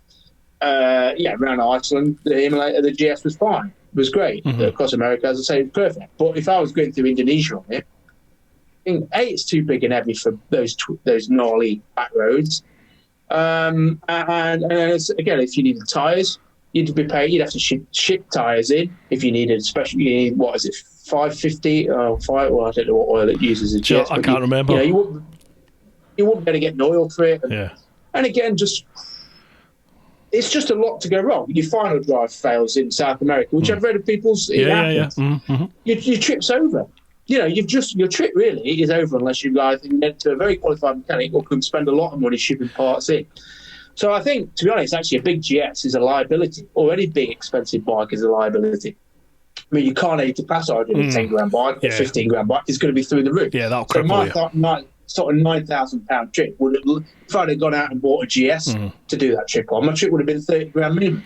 Well, for mine, to do it on the Jigsaw, because they changed the rules on the Carney literally 3 months before I was due to go, they wanted to charge me 86 grand is what I would have to lay down for my Carney. And I was like, oh, what? And thankfully they sort of, because I'd been in touch with them about 2 years beforehand about this trip, and they honoured what they'd sort of told me it would cost. So I think it was 2.5 or 2.7 I had to pay. But even that's a big chunk of money. Nearly £3,000 you've got to put down. Yeah, and I think, I see it on tours. Favorably, I do some tours. Plug away, honestly, feel free. No, I take people Land's End to go around the island and stuff. And I have seen quite several examples now of people who've got out and gone, I need a GS 1200 or I need an Africa Twin. I need an X-Plore. And they turn up and they're just so overbiked, it ruins their enjoyment, it ruins the trip. You can't turn the bike around on the campsite. They're tiptoeing it round if they have to do a U-turn. They're terrified of going down gravel roads. And they're just overbike. But I guess, it's very difficult in a showroom to say, I don't need the most shiny that I can afford. I'm going to go for something cheaper. Yeah. And so I think, I don't know what the conclusion is, really. There's no right bike, there's no wrong bike. Some bikes suit some circumstances, but then they're terrible others. I think something like the CB 500X is a good all-rounder, if for somebody going around world or around Scotland. V-Strom 650 is a good all-rounder. I think all those middle of the road bikes that don't win group tests are the best bikes for travelling on. And I think that's the problem with the way journalism's gone. The one with the most bling wins the test, or the one with the most power wins the test, which translates terribly to what's the most usable bike in the real world. Yeah. It's like what is the most expensive bike out there with the best toys in it? Well, that's obviously the better bike, that's just not the case, is it? If in a practical sense. And the problem is, as gullible as people we are, we all fall for it. We go out there and believe it. So you see a 5'6" guy on an Africa Twin that he's had to lower the arse out of, and he can't manhandle it. He'd be much better on a CB 500X or something like that, and he'd get more out of his trip. So, GS versus Postie. I'd love to go around the world on a GS 1200 because I did love that bike, but I would need to be incredibly well heeled to do it. And I think that I can understand people's criticism of, say, Ewan and Charlie or that Long Way Round series, because it did point in people's minds that the big trip requires a big bike. I think people should be strong-minded enough to make their own decisions. Absolutely. I think it's a bit of a weak argument to say, well, they did it on that, therefore I'm going to do it on that. Surely you've got your own brain. You should decide what you want. But for me, it's the fact they did it. That was it for me. You've done it, so I can do it. Yeah. But for somebody who maybe lacks a little bit of imagination or research, they would go, oh, wow, I need a GS 1200, so how much is one of them? 16 grand. Oh, okay. Oh, well, even if they get as far as Carnet, I need 8 grand for a Carnet or 3, whatever. Before they know it, they've gone, I can't go around, I need 40 grand. Whereas, maybe they looked at the different. If they look somewhere else, so you can finally do it for 10 or something like that. So, to me, you can find positivities in all bikes, and you can travel on all bikes, can't you? Yeah, true. I certainly won't go very long on Postie bike again, that's for certain. I did Land's End John Goats with it on it about 3 years ago. That's when I met you. I met you down at. I came along and met you on your first garbage run. That was a long way. That's like a mission. It's like 800 miles, wasn't it? 800 and something miles. 1200. 1200. Do all back roads. It's 1200 miles. I need to go ride back down again. Sitting on M6 and M5 at 37 miles an hour, all the way down from Inverness. Oh man, that's brutal. Right, we need to pick up the pace here. Yeah, go on. Right, I've one word answers. Not quite, but yeah, we'll pick the pace up a bit. Steve Savoury. Steve's got 4 questions here. We'll pick 2. Ooh, that's a good one. Right. If you had to take one celeb as a pillion across any continent of your choosing, who would you choose and why, and which continent? I want somebody who could cook.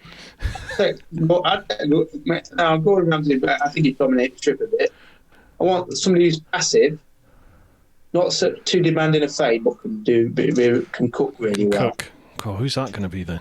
Celebrity chef.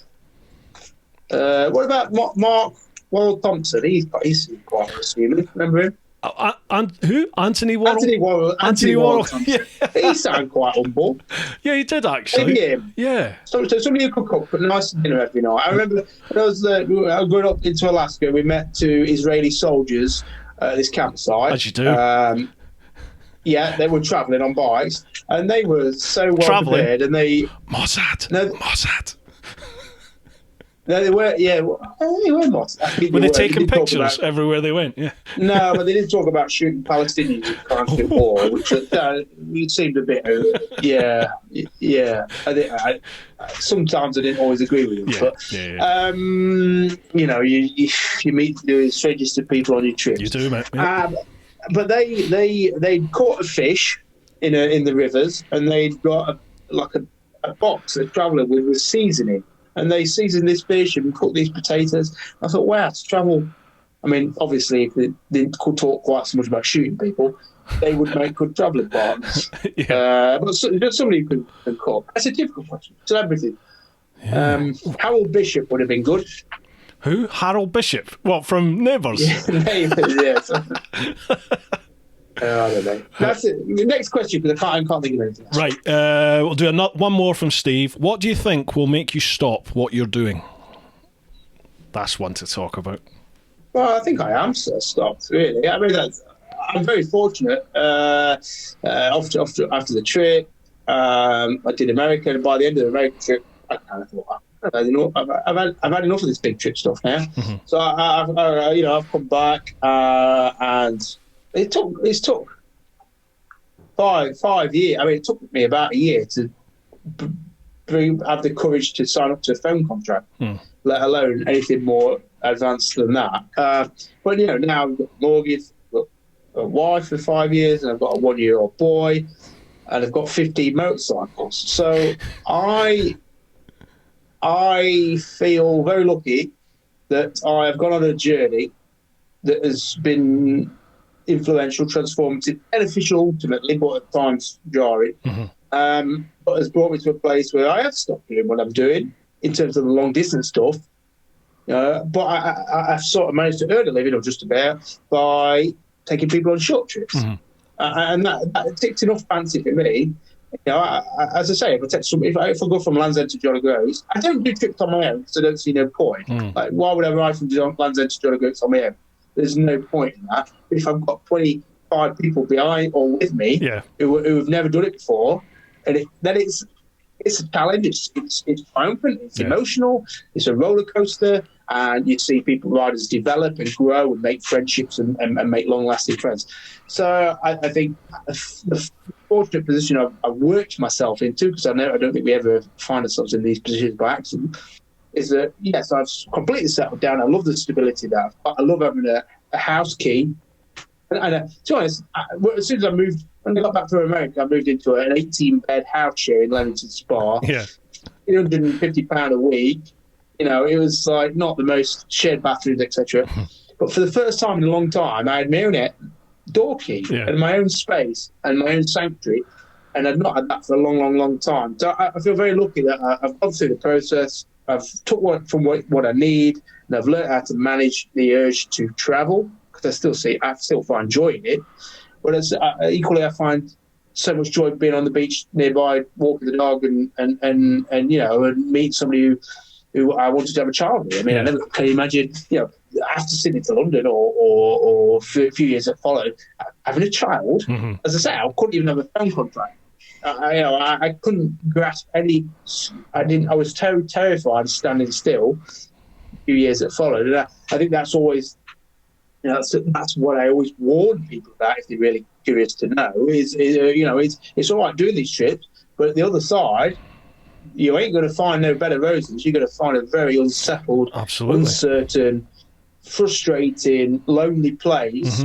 And for me, that was like a 3 or 4 year period of aggression, frustration, self, anger, like, fucking hell, like, what am I doing? Yeah. Like, why can't I get a grip? And then, to an outside world looking in, they can't understand why you're on this self-destructive path. But that's what that trip took me even further into.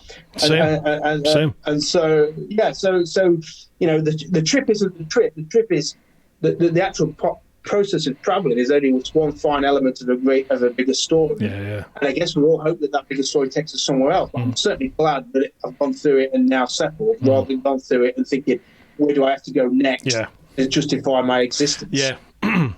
I've got to admit, I have just recently, in the last sort of year, I suppose, it's probably because of the whole lockdown thing and being almost constrained and not being allowed to go away and do my tours in Europe and all this sort of stuff. But I have started to get a bit of wanderlust again, and it's like, oh, I quite fancy going to do this and going to do that. And, that's healthy, isn't it? Yeah. That's healthy. But for me, it's not how it was originally, just hitting the road and going. It's like, well, I'll go and do this and then come back. I'm always coming home. It's not originally it was just hit the road, but now it's like, I'll do that and then I'm back. I'm back. Yeah. But I think that's I don't generalise. It's always dangerous because people will often correct me on this, but I always think the big trip is generally, not always, but often, born out of a period that you try, a bad time. And then you're trying to escape and move yourself from that situation. So generally, when I've ever met travellers, whether they're on bikes or hitchhiking, and they're off, when they're off travelling, and I don't mean just backpacking around Thailand week. When they're like living with locals in the middle of Indonesia or they're going off into the middle of Pakistan mountains hiking on their own and living in a tent. Those kind of people have always come from a place of pain that's driven them out there to go, fucking, I'm off. And so, unless you're in that period, I think it's very difficult to get the energy to go. Why would you go around the world? Like you say, it's easy to romanticize it, but the reality is, you've got no money, you're sleeping in edge bottom, and you don't know where you're stuck at a border. Your life's in danger to an extent. You've got to be pretty desperate to put yourself in that position, and also to stick with it. And so, I mean, I saw a guy post on the Facebook the other day saying, I've been dreaming about a big trip for a while, and I think I'm going to do it. And you think, you need more than you think you want to do it. Yeah. You think you need to do it. Because if you don't do it, you're going to drive yourself bonkers. Absolutely. That's the difference, isn't it? Is that I've got to do this compared to I'd love to do that. Loved it. You've got to have nothing left to lose. I think that's always you've got to have nothing left in life that you value that you're going to miss. Because I mean, I couldn't imagine now. Say right, or even somebody comes to me and said, "Here's 20 grand to go around the world and buy," and I rode off tomorrow to France, and I started thinking, I've got a 1-year-old boy, I've got a mortgage, and I've got a wife. Yeah.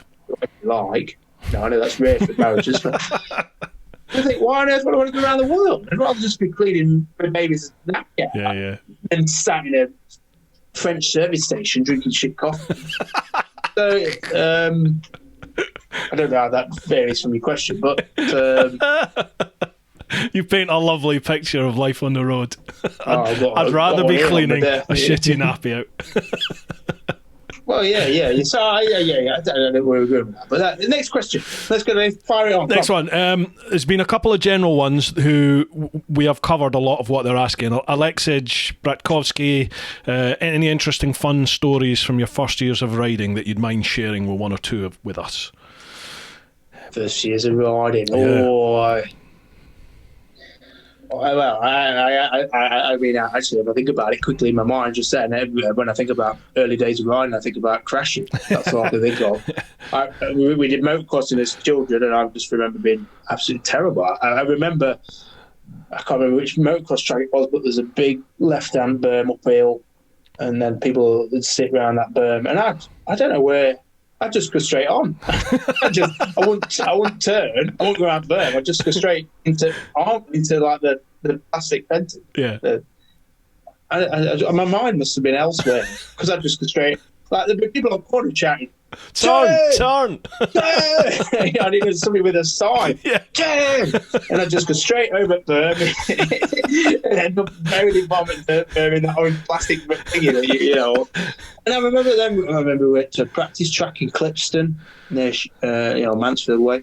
And again, I just went the tight corner, and I just went carried on. And we were chatting, and I carried on down this, lane. What's that all about then? I don't know. Didn't like Benz. I don't know what is that? I was else looking elsewhere. And I had an AR-50. I remember. I crashed that to try to ride it too fast, but they were the early days. I had a TZR 125R, which I thought made me. Back then it was foggy, so I had a foggy race replica helmet. Yeah. Me and my mate who had an RG 125 used to terrorise Mansfield and Matlock. See, I never had that. I never had that whole thing. Because I literally did, I was late, so I was 32 when I passed my direct access, and I literally rode a 125 for a morning of my CBT, and then I did my direct access, and I was straight on to a Gixxer 600, and then you missed the formative years. Well, this is the thing. Unless you've turned up at A levels at sixth form on a pink, white, and blue TZR 125 in a keto leather, Smith jazz boots, and a Carl Fogarty replica helmet, you've not lived. You've not lived, and then set off outside the school, blowing blue two-stroke smoke everywhere. See, I'm dazzling ladies. I'm sort of having a second youth now then, because I'm getting into the little 125s now. I'm loving the smaller bikes.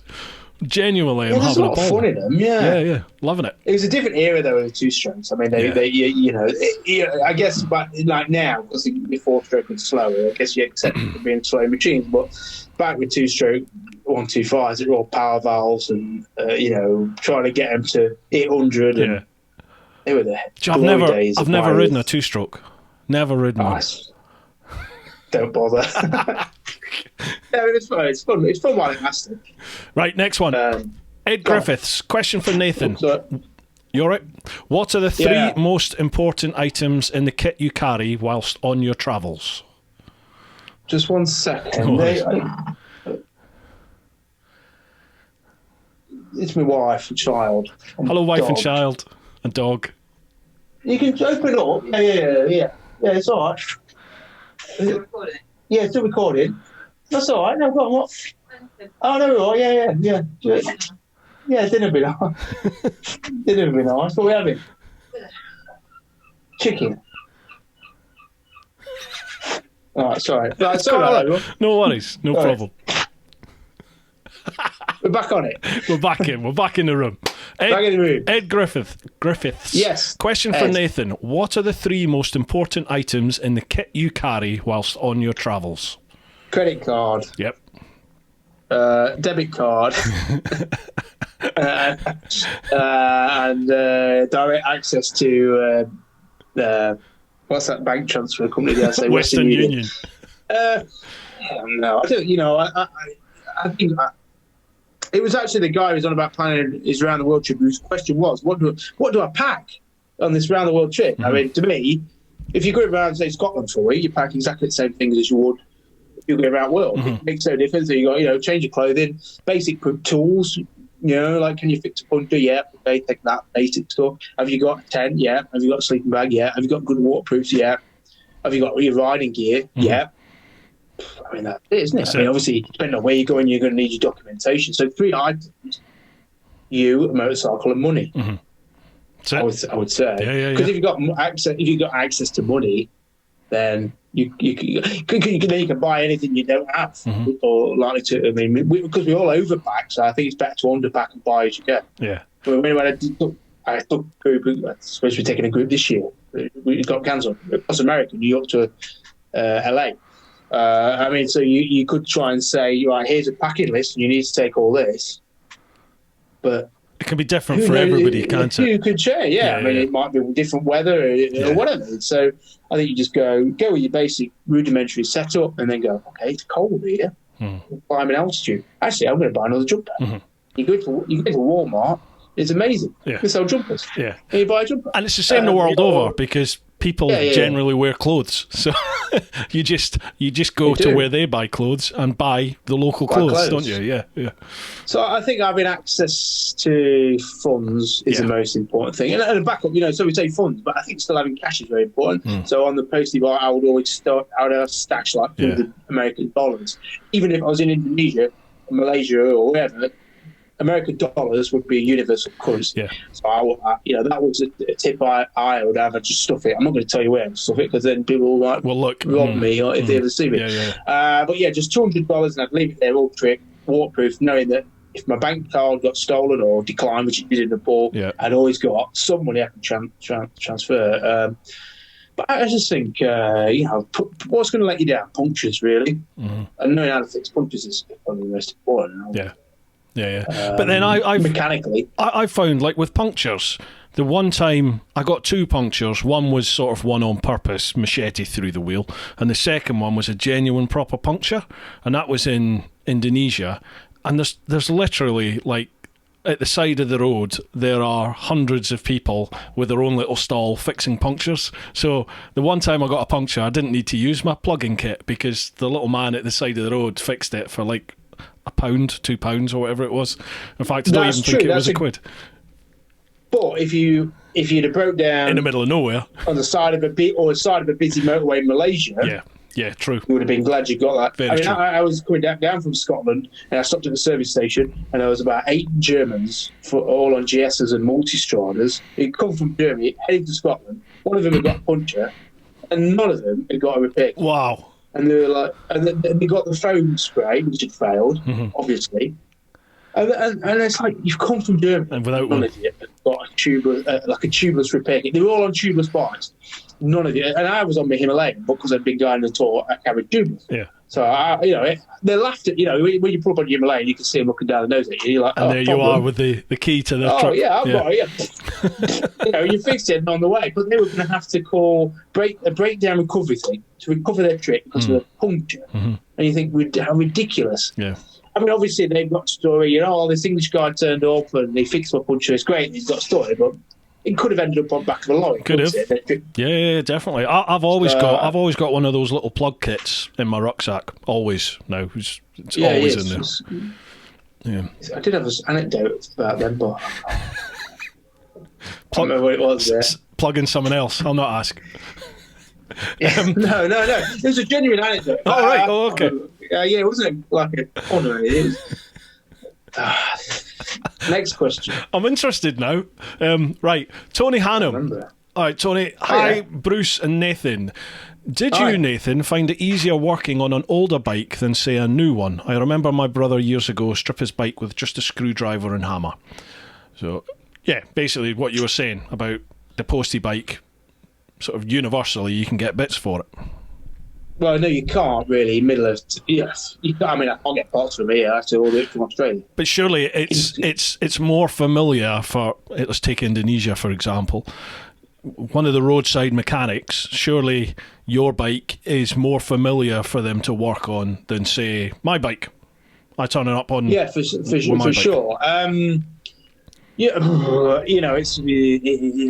no right answer to this. I mean, there's always extremes. On the one hand, and that is kind of my tendency now, I prefer a new bike or a very low age bike. I mean, I bought the Himalayan, it's a new bike, and it had got nobody else's fingerprints on it. Terms of mechanical. I mean, okay, so I've got a Husqvarna TR650 Terra, a very kind of a rare moment when BMW owned Husqvarna, and the Terra is a fantastic bike, same era as the New Day. Right. Now that bike, I bought that second hand. I mean, the person who'd had it before, some disastrous things to the forks, some disastrous things to the electrics. So an older bike, if you don't know the history of an older bike, it can be an absolute pain in the arse. Yeah. Trying to think. I know other people who've bought XR250s to go around the world on, and they've stripped them out and they've put new gaskets in, and then down the road something else has still failed on it because it's a 20-year-old bike. And ultimately, something on a 20-year-old bike is going to fail. Yeah. So I don't think it's a universal law of taking an old reliable bike and it will go around the world without any problems, because it can easily kick you in the teeth. Yeah, definitely. On the other hand, say, I'm trying to think, keyless ignition or TFT screens or LED headlights or electronic suspension, all those things that they're putting on high-end bikes, complete nightmares, potential disaster cases go wrong on the road. I mean, the Tiger 900, I've just been testing that for MSL. Is that the Rally Pro? It was a GT Pro. It was a road-based one. It was a road-based test. Yep. And the magazines, you've got to buy the top range one because it's got, what's it got? Electric suspension and heated seats, blah blah blah blah blah. And you've got to spend £30. Actually, no, the best Tiger 900 is the one. And I think actually somebody told me Missenden Fly said this. The best one is a cheap one that's got less tech on it. But keyless ignition and all that sort of stuff for around the world trip is just a recipe for disaster. So the right answer is somewhere, I'd say somewhere in between. And that's, I'm not getting paid by Royal Enfield, but I really wish they should, because before Richie Boots come along, I was probably the most sexiest advocate. Yeah, I'm not saying anything anymore, mate. No. Yeah, so because that's a simple travel bike that's new, so you can buy it new, so it's got none of the mess ups of previous customers, owners, but it's simple tech that anyone with a hammer could still fix it. So to me, that steers a perfect line of old and new, and that's why I like it so much. But again, there's no right or wrong, is it? I mean, the postie bike, I'm trying to think. It was pretty much trouble-free. But then I've got a fleet of them here. I've got 8 bikes. And I know full well with people riding them, I'm going to have issues with fork seals are going to go. And, all that maintenance side of things. So would you be better go sailing off on a 10-year-old C9 CT 110 tomorrow, or would you be better buying a brand new CRF 250L? Probably better on CRF 250L. Yeah. Or CB500X.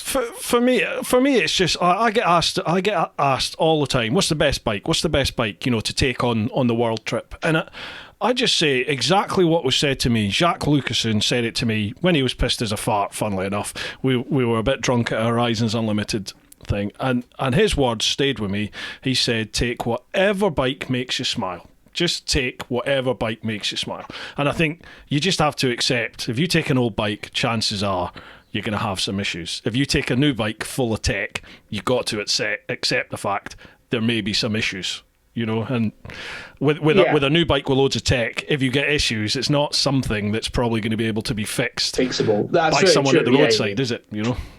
Whereas an old bike, yes, you're right. If you've got problems, you can fix it. I mean, there's a guy, Henry, I forgot his surname. He rode to Nepal on a Matisse. I mean, that was a great advert for British engineering, because I don't think he turned a wheel without breaking down. And he said that enhanced his trip because he met so many people. And he helped him engage with the... Absolutely. So, yes, he took the most unreliable bike he could have ever took, but it enhanced his trip. So, what's the best bike is such an impossible... Because if you hate breakdowns and talking to foreign people who can't... Don't go on a trip. Don't take on a... certainly don't take a Matisse. Next question. Right, next one. Johnny Hackinson. Question for both of you. Why does Superman duck when someone throws a weapon at him, but he just lets bullets bounce off his chest when you shoot him? Wow, that's a very valid point, Johnny. What have you been smoking? I can't even think. Last time I saw Superman duck. Did he duck? Oh God, I haven't got a clue. Lost me. I do watch an odd nice DC, isn't it? I do watch Superman, but don't know. Do you know, I can't remember the last time I watched. I think the last sort of superhero thing I watched, I think Deadpool came on the TV a while ago. I think that was it. That's probably the last superhero type thing I ever watched. I haven't got a clue. Watching Cobra Kai, which we quite enjoyed. Cobra Kai. Are you watching that? Are you? Yeah, team. Well, I can't split. Team Johnny, Team Miyagi. I can't figure out which. But it's very good if he's not seen Cobra Kai. Mate, I haven't got. I just do not have time. I don't know where I had time to do a full-time job and this before, because I just don't. I don't have time to do anything anymore. So that schmoozing you're doing? Oh yeah. Mixing with the rich and famous. Yeah. Fuck, I wish I could tick a box on that too. Our next question, let's not linger on this. Haggis, one. for both. 1, what's the greatest challenge in doing a very long distance motorcycle trip? And 2, any tips for getting through the visa application processes? Greatest challenge. Use a visa company. Yeah, I used Travcore. I don't know if they're still around, but I used Travcore and they were awesome. You get a couple of passports. I think you're allowed up to 3 or possibly 4 passports, as long as you have business reasons for it, and there's ways and means. Get a couple of passports, liaise with a visa company, and they will sort everything for you. Costs a little bit of money, but it takes all the grief. What was the first question? What's the greatest challenge in doing a very long distance motorcycle trip? Setting off. 100%, absolutely. It's the hardest bit, isn't it? Going. Yeah. What can you? And then coming back. There you go. Yeah. Can you remember the day you left? Well, obviously you can't. I've read your book. Yeah. I've got it on video. It's. I was quite happy. I think I was quite. I mean, it's surreal, really. Quite surreal. You think, where am I going? Yeah. Where am I going to stay tonight? And aimlessness of mine. But again, that's what helped me, because I had a very fixed challenge ahead. Mm-hmm. Only having 2 weeks to get across Australia, I was like, right, I'm riding down to Sydney and I'm going as far as I can today. And tomorrow, I'm going as far as I can tomorrow. Yeah. So, I mean, that's why I think I've always struggled to do it the other way, because it'd be difficult to find that same challenge parameter as a reason to get out of Europe, maybe, or France. Do you think? Because that's exactly that's the same mentality I had. Excuse me, on mine was just, I'm heading off today and I'm just going to go probably for about the first 5-6 weeks. How far can I get today? Which is because in my head I'm like, I'm travelling around Europe. Well, I can do Europe anytime, so let's get out of Europe. And then once I was in Morocco, it was like, it's the unknown, and I now know Morocco, safe as houses, no issues there at all. I've been back and spent quite a bit of time there. I love the place, but at the time, shitting myself, scared, unknown. What am I doing? I just want to keep going as far as I can to move on to the next one and move on to the next one. And it took a while for that to go and for me to start like wanting to explore, slow it down a little bit and explore. I think that's probably a good example of a demonstration of the different dynamics of our 2 trips. And that I was trying to get home and you were leaving home. Yeah. Because I guess I had what you had in Mauritania and that in East Timor. Well, because I was on a journey home, I just had to get up. There was I couldn't go back to Australia. Yeah. I couldn't really go back to England. I could have done, but certainly there were I didn't have that exit strategy. So I think by me doing it that way, it meant that when I got to that point where I wanted to go home, I couldn't. So I just had to carry on. Whereas I guess when you're leaving home, it makes it's easier and harder in a way, because it's easier to quit, but harder to actually complete it. Yeah, which you did. Yeah, like that first bit where I ended up back. That was up there with one of the hardest decisions I've ever made in my life. That choice to give up and go home, definitely. But then it did help, because when the option came to go again, it's like I'm never going to be in that position where I give up again. I'm going to just go.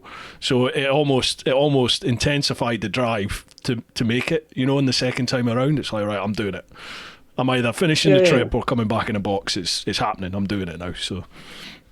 Yeah, it's one of those things, isn't it? Life takes you on a wee journey, doesn't it? I think you just deal with what life sends your way and make of it. You can't overthink these things. Nah, not at all.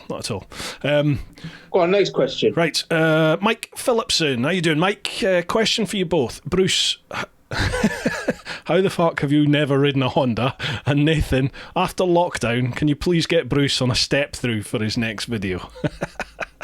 Well, you're going to come down and ride some postie? Definitely, absolutely. If you're up for it, I am. I'll come see you. Yeah, well, I've got me. I've got all warmed and ready for you. Right, it's happening. Bit of trail riding. Okay, all right. It's your bikes. Biker J, question for Nathan.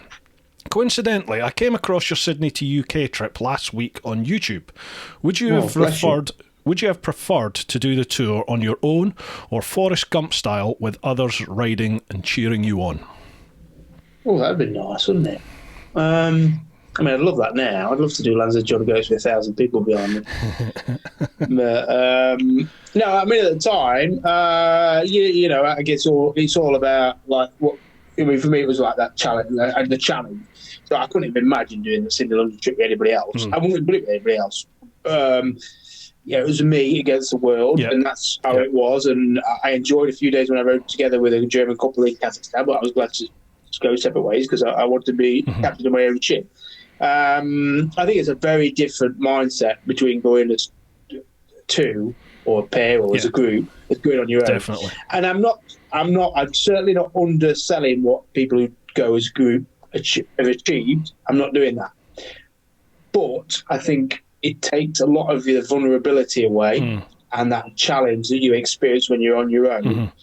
And I think just because what you want out of a trip, if you want to enjoy a trip, I mean, I've travelled with my wife across America. We love that, and I wouldn't have done that on my own. I love being together because you share it. But that was when I was in a different frame of mind. Yeah. And it is nice to share it. It's so nice to share it because I guess that's the most frustrating thing about travelling solo. You arrive at a nice location, you go like, "Hey, yeah, such and such would like that." Yeah, that's what I find. Yeah. I'll take a photo, then I'll carry on. Yeah, because when you're with someone, you'll stop and cheer. So, again, there's no right and wrong. I think if you're in a mind frame that you need to travel alone, you'll travel alone. If you're in a mind frame that you travel as a group, then I think you'll travel as a group. And I think it'll suit different personalities equally. And I'm just trying to think. I mean, when we talk about vlogging and stuff, I think there was a question earlier, do you wish you'd done more vlogging?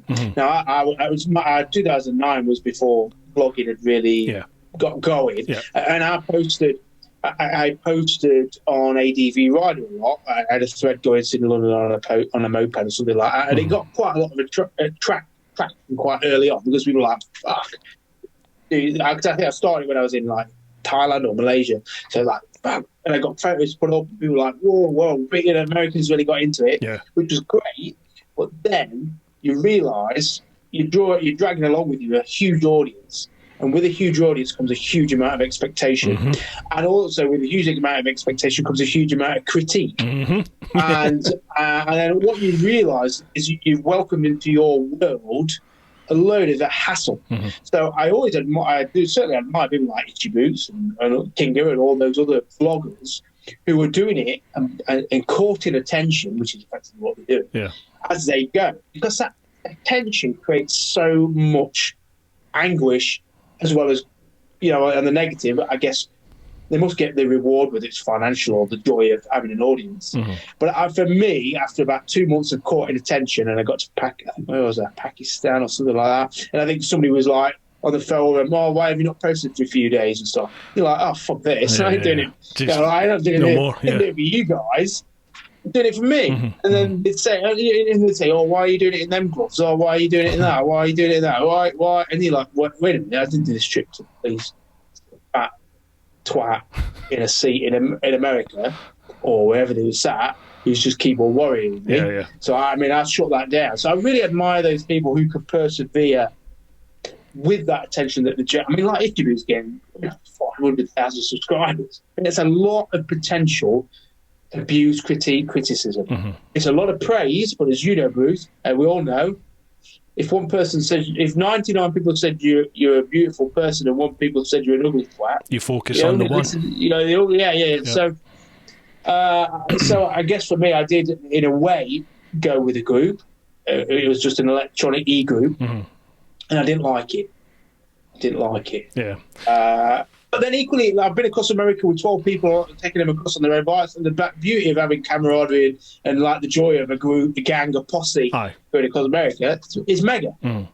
See, there's no right answer. Yeah, I do. I'm like you. I prefer to travel on my own, but I love meeting up with people along the way. So, like even the stuff in the UK, I'm lucky to have a good community online through social media and stuff. So I'll post up and say, especially on Patreon at the moment, because it's a smaller community. So like I just did down in the southwest, just post up there and say, right, I'm heading down to Devon and Cornwall for a couple of days. If anyone wants to meet up this is my rough route. If anyone wants to meet for a cup of coffee and a chat along the way, then brilliant.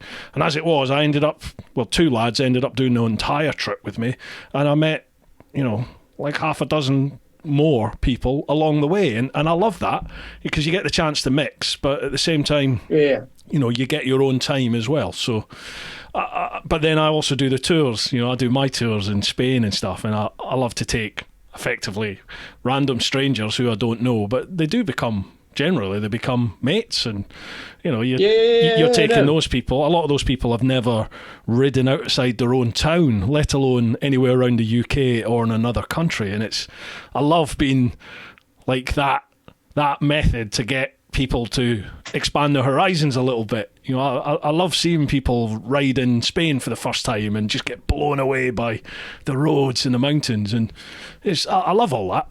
You're sort of passing the baton a little bit, aren't you? Look, there you are. You could do it. You go for it. You can do this. Yeah. Right, anyway, next one. Mike on a bike. Where's the best place in the world for you to just roll up on the bike and pitch a tent? Ooh. Kazakhstan. God, I never did Kazakhstan. Easy. It's like a 2,000-mile field of emptiness.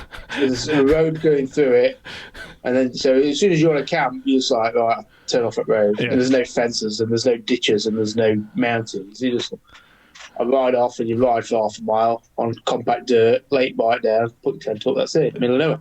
Kazakhstan, easy. America's the hardest because everywhere's owned or fenced off. Yeah. So wild camping in America, I found it very difficult. I enjoyed camping in Russia. I've got to admit, I did enjoy camping in Russia, but it's just mozzies. Mosquitoes were horrendous. Oh, okay. Oh, they were horrendous. Norway was good to camp, but just again, mozzies everywhere. Kazakhstan, I'd like to see Kazakhstan. Just go out, go and look at a field out, and imagine that went on for 10 days. That's it. Then that's Kazakhstan. Yeah. Did you do Mongolia? No. You didn't go up in Mongolia? I didn't. I cheated. Mongolia, didn't it? No, I'd have had to go up through China to top of China. No, it weren't on route. I mean, Mongolia looks fun. I would love to do Mongolia. That was... Kyrgyzstan's easy. Yeah, Kyrgyzstan. I mean, all them areas where I guess there's not a lot of people. Yeah. Well, Roxy did all the stands. She did that route through the stands on the Fireblade. It's crazy. She's a proper traveller. She's not like us fannies. Do you know what I mean? It's just like... And she is so matter-of-fact about it. She was just like, she said to me, I watched you do it on the Jigsaw, and I thought, well, if you can do it, I can do it. And it's like, yeah, but I didn't do anything like what you've done. She's done the Pamir Highway on the Fireblade. No, I mean... she rode to Everest Base Camp. Yeah. Manali Lake Highway. I mean, I'd on a light bike. Wow. Yeah, I've not met her, but I think she's one of those you admire the spirit, because she certainly didn't seem to be doing it to make a name for herself or anything. She weren't like, hey, look at me. She just did. She posts and that, but you can see that the post is a secondary aspect. It's her doing the trip, which is the primary. And I guess you respect anybody who does anything like that, but her especially for just getting on with it, really. No frills in it. It's just like... Yeah. I mean, she's not like us sellouts, is she? Like, mugs, T-shirts and tours. Available, TeapotOne.com, and... Which yours available? Buy them, yeah. I've got 50, Millward.com. There you go. Both speed shop. So both this speed shop, I've rented a unit there, and it's an ex-abattoir / VW restoration place, and it's going to be a hub in North Devon for people to...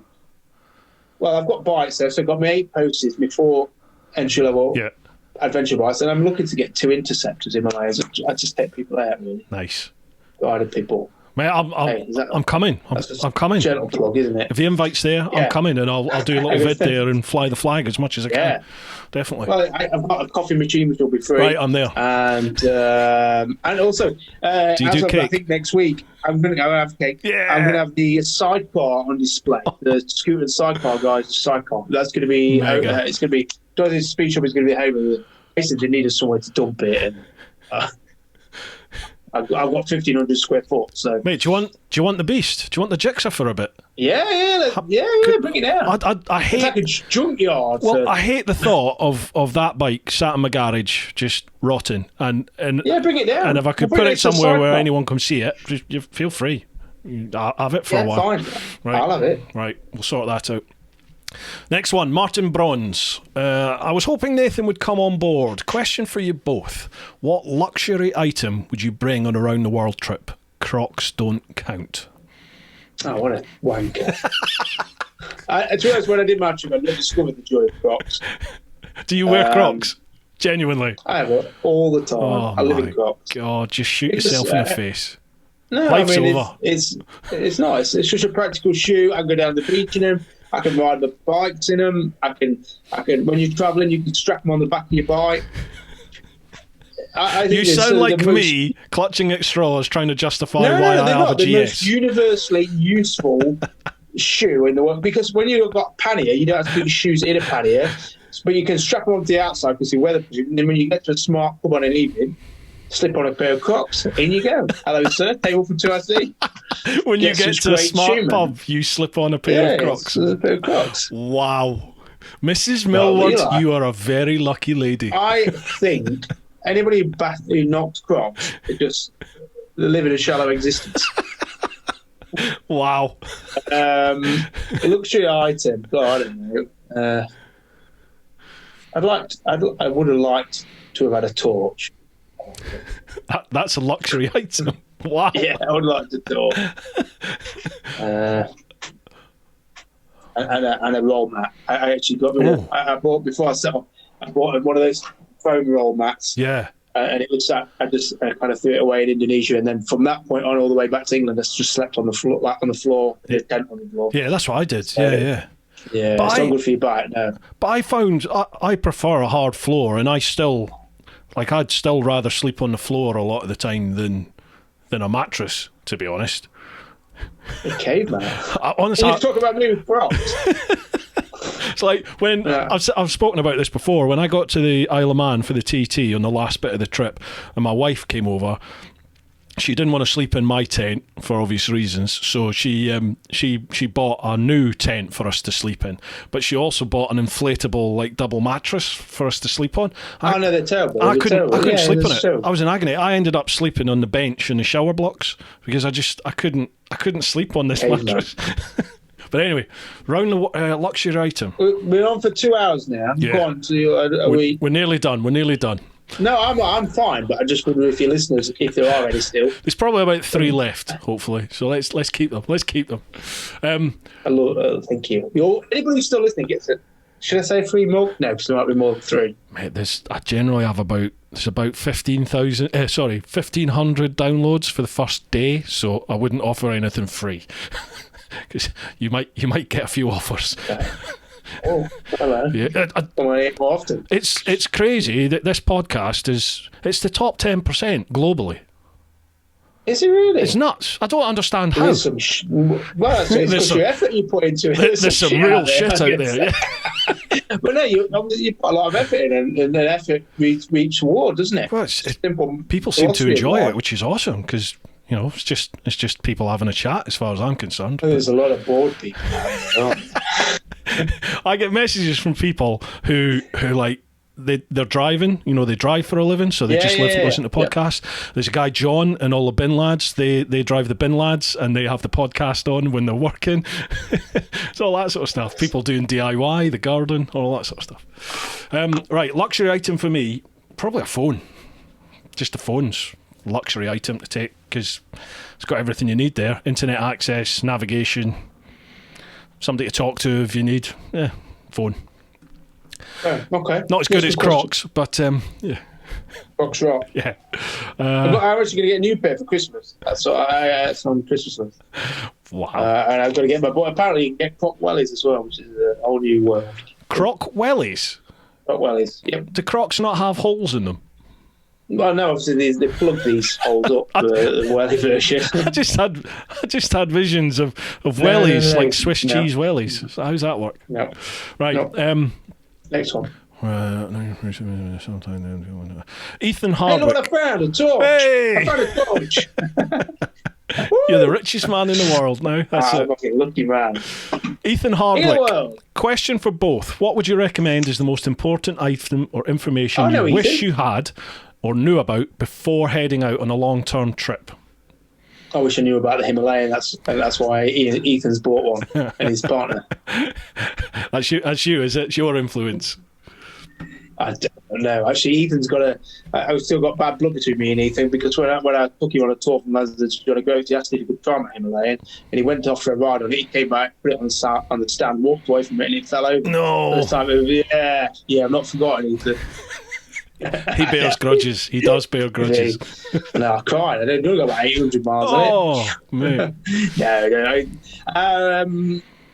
What's the question? What would you recommend is the most important item or information you wish you'd known about before heading out on a long-term trip? I would say don't listen to information because people saturate themselves with far too much information. Too much information out there. I mean, when you see the forums and somebody goes, "I'm thinking about doing this trip. What bike should I buy?" It's like, oh, you muppet! You're just literally going to hear 500 answers about why they should buy what. The bike that the person who's commenting says, who's probably never gone further than their calf. No. Yeah. I mean, just don't. So that bit of information. Don't ask for information. Read quietly what other people are saying. Digest what you need to. Discount what you don't need to. And as soon as you've got enough information, stop digging because all you do is dig yourself into confusion. And that. There you go. I mean, I think when people go to Horizons Unlimited and spend all weekend listening to speakers, I think. Fucking hell, was that productive or did you just come away thinking, holy shit, that sounds even more daunting than it did before? I did the whole Horizons Unlimited for a couple of years before, I went along to each, maybe two. Every summer I'd go along to one before I went on my trip. And I really enjoyed it for the chance to listen to what other people had done and the chance to, that's where I met Jacques. So I got a chance to sit and have a beer with Jacques and Austin and, Ted and all the greats of the overlanding world and yourself. I think you were away. You were away, I think, weren't you?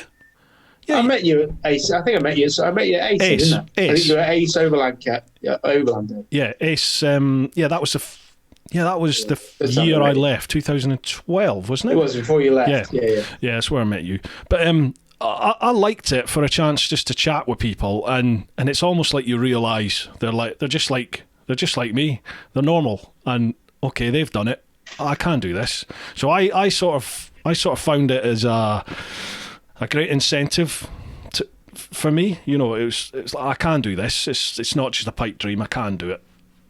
But I think I could see how you could also go there and just be bamboozled with different viewpoints on how to do things because it is a very individual thing. Travel, isn't it? It's like, well, there's no right book. I mean, I know there's an adventurous guidebook, but there's no right or wrong, is there? It's just, no, there's no right or wrong. No, unless you listen to what Sam Manicum says, where he basically says just treat everybody with a smile and go with it, and that's, to me, the best attitude. Just crack on. I don't know, some people don't deserve a smile. No, they don't. But when they've got an AK pointing at you, you've got to smile. Oh, they'll smile at that. Yeah. What was your... Did you answer? Oh, most important item information you wish you'd known about before heading... No, I hadn't. I tried to avoid it. But thanks for bringing that up. On a long-term trip... most important item information you'd wish you'd known about. Jeez. It's kind of an airy question, isn't it? I'd rather be asked, what's your favourite colour? Because you got an answer for that. What's your favourite colour? I was pretty much almost to the end of my Russian leg before I realised I could buy a local SIM for my phone and put it in my phone. So Good advice. the whole Yeah, way, that's- I'd been using my British SIM, and I ended up with like a 600 quid data bill by the time I got to Vladivostok, because I'd been accessing the internet and texting while I was crossing Russia. So that was what's the word? That was a eureka moment when I realised I could unblock my phone, get your phone unblocked, and then put a local SIM in. And like, I think at that time, crossing Russia, for 6 quid, I think it was, you got unlimited data, high speed data as well. Unlimited data, unlimited text, unlimited calls, everything free for 6 quid. That wasn't for a month, that was free. Wow, that is good. Yeah, I imagine you don't get that anymore, but at the time you did. So yeah, unblock your phone and use a local SIM. Good advice. What was your answer? Next question. I can't remember now. Crocs Don't again. listen to advice. Martin Fordham, that's Ventour. Question for both: when not travelling the world on an unsuitable bike, what's that? When not on travelling the world on an unsuitable bike. That's why. When not travelling the world, sorry, they went off on one. When not travelling the world and at home, if money was no object and you can have up to 3 bikes in the garage, what 3 would they be? Or would you just have one?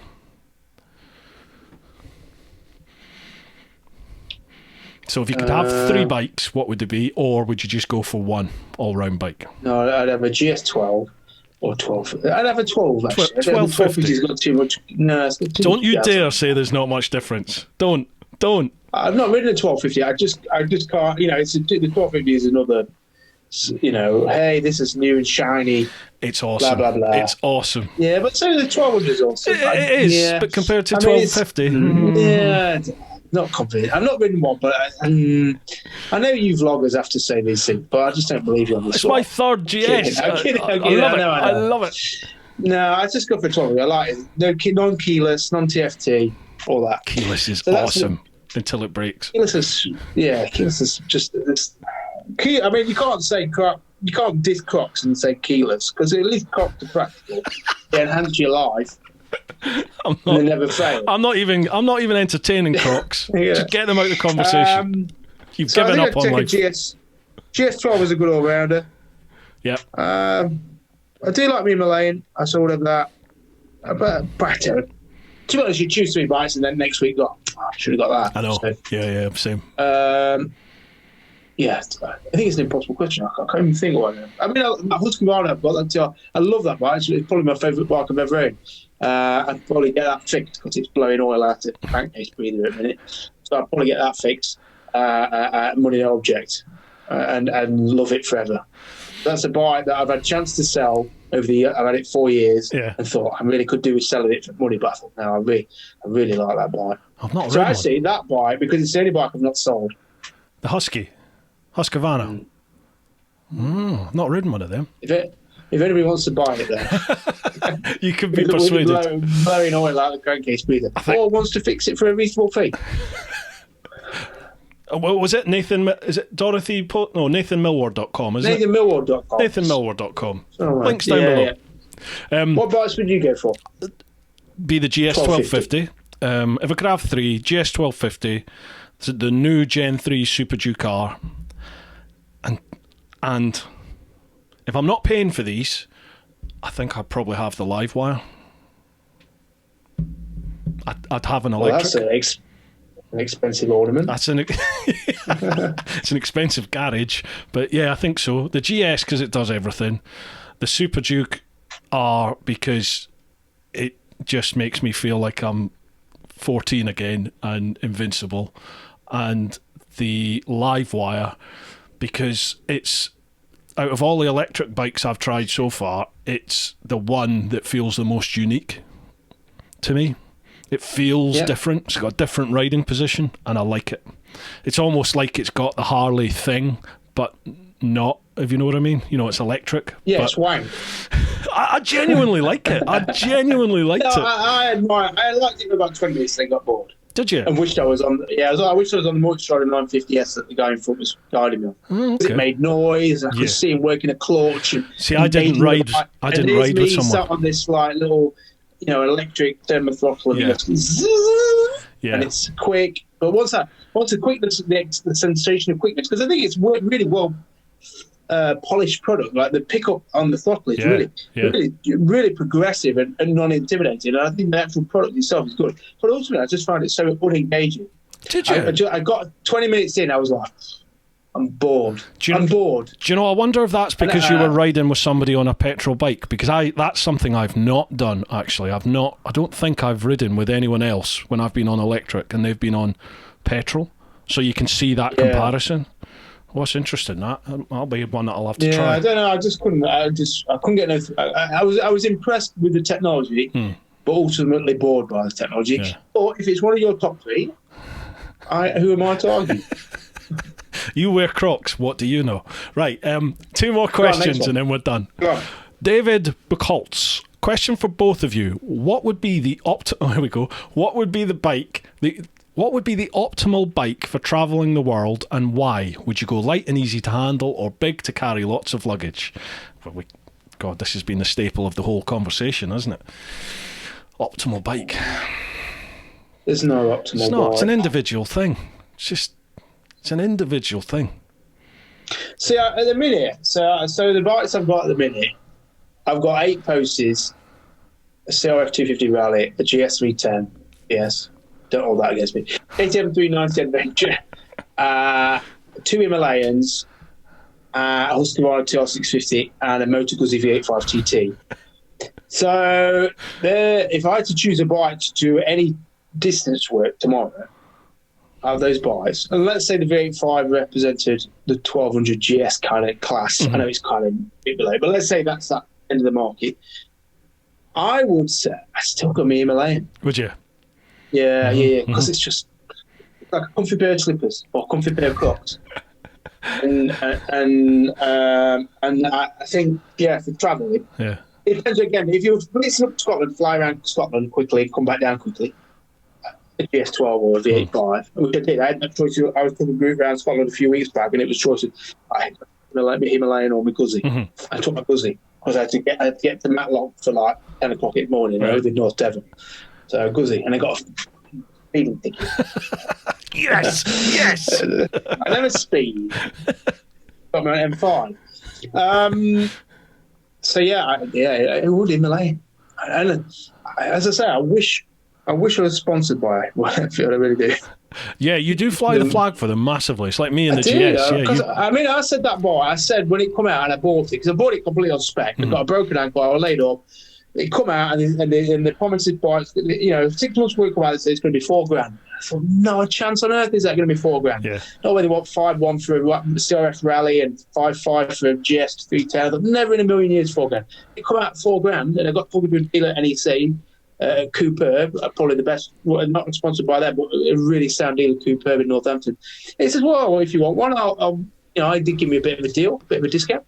And I sat with a broken leg, broken ankle after falling off Millward motorway. And he said, oh, what do you want one? I said, well, go on then. And I had some tours to guide that year.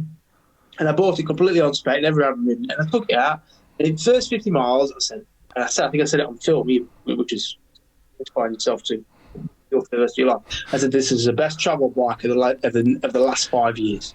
And after 25,000 miles on them, riding one back from Bulgaria, riding one across America, trail riding it, I still stand by that. Yeah. Because for $4,000, you buy a bike that will do everything. And you don't have to change anything. Maybe put a seat cover, maybe it comfy with some panniers. Yeah. But other than that, it's like it does everything, and it's not fast, and it's not the best at anything. But as an entire package. So that's why I fly its flag organically, naturally, without any. I mean, the best I got 100 quid off a set of panniers from beating for it. Yeah. But I pay for my own servicing. Yeah. So that's. I mean, you can't and argue. I like that Guzzi. That Guzzi's a good bike, but does it do anything that the Himalayan at a third of the price does? No, because a bit quicker up motorway gets you a speeding ticket. It don't do anything better. Right. And I mean, on that, coming back from I really should get paid. Coming back from Bulgaria, I was guiding, and I had people on Africa Twins and GS 1200s. And apart from the periods where you needed just a bit more punch, you think you're riding with a guy on a 20 grand GS 1200, and you think that I'm on a $4,000 Himalayan. Yeah. And you think, why on earth have we got to a point where people are paying 20 grand for a motorcycle, which does exactly the same job, and accepting it like it's normal? It's just normal. Normal. Yeah, I mean, yeah. And you think, I mean, and that's not begrudging anyone who spends 20 grand on a bike, because it's a wonderful bike. Yeah. But certainly you think, well, and then that's what, and it cements my admiration for it, because in such a little amount of money. I mean, I've got one now, just bought one, £3,000 to pay for it with 4,000 miles on it. £3,000. I mean, if I could afford that, I'd put it on credit. You're doing well. I couldn't. Jeez. Yeah, well, I haven't got £3 at the moment. Jeez. Yeah, times have turned. Giving him more Patreon money. Mate, yeah. Please do, people. Please do. So that's it. I beat the drum for Himalayan, and you said, what did you say? Optimal bike for travelling the world. God, I haven't answered that one. Optimal bike for travelling the world. I just think it just depends. It depends what you want from the trip. It depends what your budget is. It depends what your time constraints are. It depends what sort of traveller you are. Are you going to be doing off-road, on-road, a mixture of both? Just... Yeah. For me, it's like... It's whatever suits you, isn't it? Yeah, whatever bike you're happy on, take that bike. Just take that bike. As long and again, don't listen to anyone else. No, yeah. Whatever bike makes you smile. It's what was said to me. It sounds weak, but it's true, because at the end of the day, you're going to be spending a lot of time on that bike, and there's going to be times you love it, times you hate it. I'd say the comfiest bike. I'd say the biggest factor of the bike for distance is comfort. Do you? It doesn't bother me. Yeah. Well, obviously you're obviously tougher bred than I. If I was on a bike, I could only do 2 hours, and I couldn't do it. Like the postie is okay. They only do 40 miles an hour, but I could do 12 hours. It's still coming like 400 miles. But if I've got a killer seat on it, if I got a killer seat on a 1200 GS, I couldn't do 400 miles. So to me, seat comfort, or being comfy. I think we've answered that one. Next one. Last question. Last one. Dave Moore. For both of you. Yeah. If travelling again, is there a particular part of the world you would avoid, and for what reason? Could it be simply logistics, or perhaps information from others who ventured there and regretted it? Place you'd avoid. London. You're going to get your bike nicked up. Yeah, at the moment, yeah. Obviously for me, Mauritania, I didn't have a great time, but then I've spoken to plenty of people who've been there and had no issues. So again, for me, it's like, well, I'd quite like to go back and exercise the demons and do it. Try again. Get through. I can't think of it. Go again. No, I can't think of it. I mean, I don't like travelling through cities. That's my only thing. Like, that could be anywhere really, but cities are a pain in the arse. Yeah, there was nowhere I genuinely thought I never ever want to come back here ever again. Like parts of Indonesia were horrible to ride in because it was just I've got an answer. Constant traffic. Go on. Australia, middle of the outback, Australia. You not like it? So I challenge anyone to say that they appreciate that wilderness, but or woman. I've got these postie bikes because I led a tour across the outback from Brisbane to Perth, which wasn't without issue. Wasn't exactly smooth sailing, was it? It wasn't exactly smooth sailing. And that was through the eye of the outback. So anybody who's familiar with it, so there's just Lecky and the Udna, that track, and the Great Central Highway, which goes out past all of it. So it's like 4,000 miles of dirt road, and there's you can generally find charm everywhere you go, but really down those tracks, those days and days and days and days of corrugation. Yeah, that's the only place I can't think for a single reason I would want to go back there. Yeah, when you said the Oz and the Outback, I'm thinking of the blooming, is it the Dalton Highway and everything that I did, Tarmac Road. I didn't do the dirt track. No, I think there's joy in a challenging dirt track, or joy in a dirt track that takes you somewhere through something scenic. Yeah, but a dirt track that takes you through monotony, and it's not overly challenging, but you've got to endure it for day after day after day after day after day. Yeah, I think that's when it's like what's pointless. the point? Yeah. So Yeah, so I mean, I think there are some really good dirt tracks in Australia, but I can't say we chose them, and that was probably where that went wrong. So that was really the Australian outback. Having said that, when I come across the outback on the tarmac roads from Rockhampton to Brisbane to Darwin on the postie bike on the first trip, I loved it through there because it was it was single strip tarmac to single highway or just narrow to, and the scenery was green and lush, flat but green and lush, and I loved it. I thought it was so enchanting through there. But throwing some corrugations and some red desert for 3 weeks. Different story. So that's it. That's my answer. Dude, we have got through all of the Patreon questions. However, we haven't even looked at Instagram or Facebook. So, would you come back on another time and we'll try them? I don't think. Well, see what your audience figures about. Yeah, if you kill the podcast, then you're never coming on again. Well, hit me with a quick one. What's a quick one on Facebook? I haven't Just opened up. Make sure it's not about what bike is the right bike. Right, I'll go on to Instagram because that one's open at the moment, which is at TeapotOne. Insta random, bang. What's your favourite bike? There we go. Phil Tonicide or Phil Tonic. Oh, yeah. Phil Tonic DE. How you doing, Phil? Question for both of you guys. On boring stretches, what do you do to keep your head occupied on the bike while still paying attention to the road and traffic? Good question. Gum. Chewing gum. Yeah, I find chewing gum's a good stimulant. Wow. Yeah. If you're tired, so I broke that torch that I've only just found. Broke it.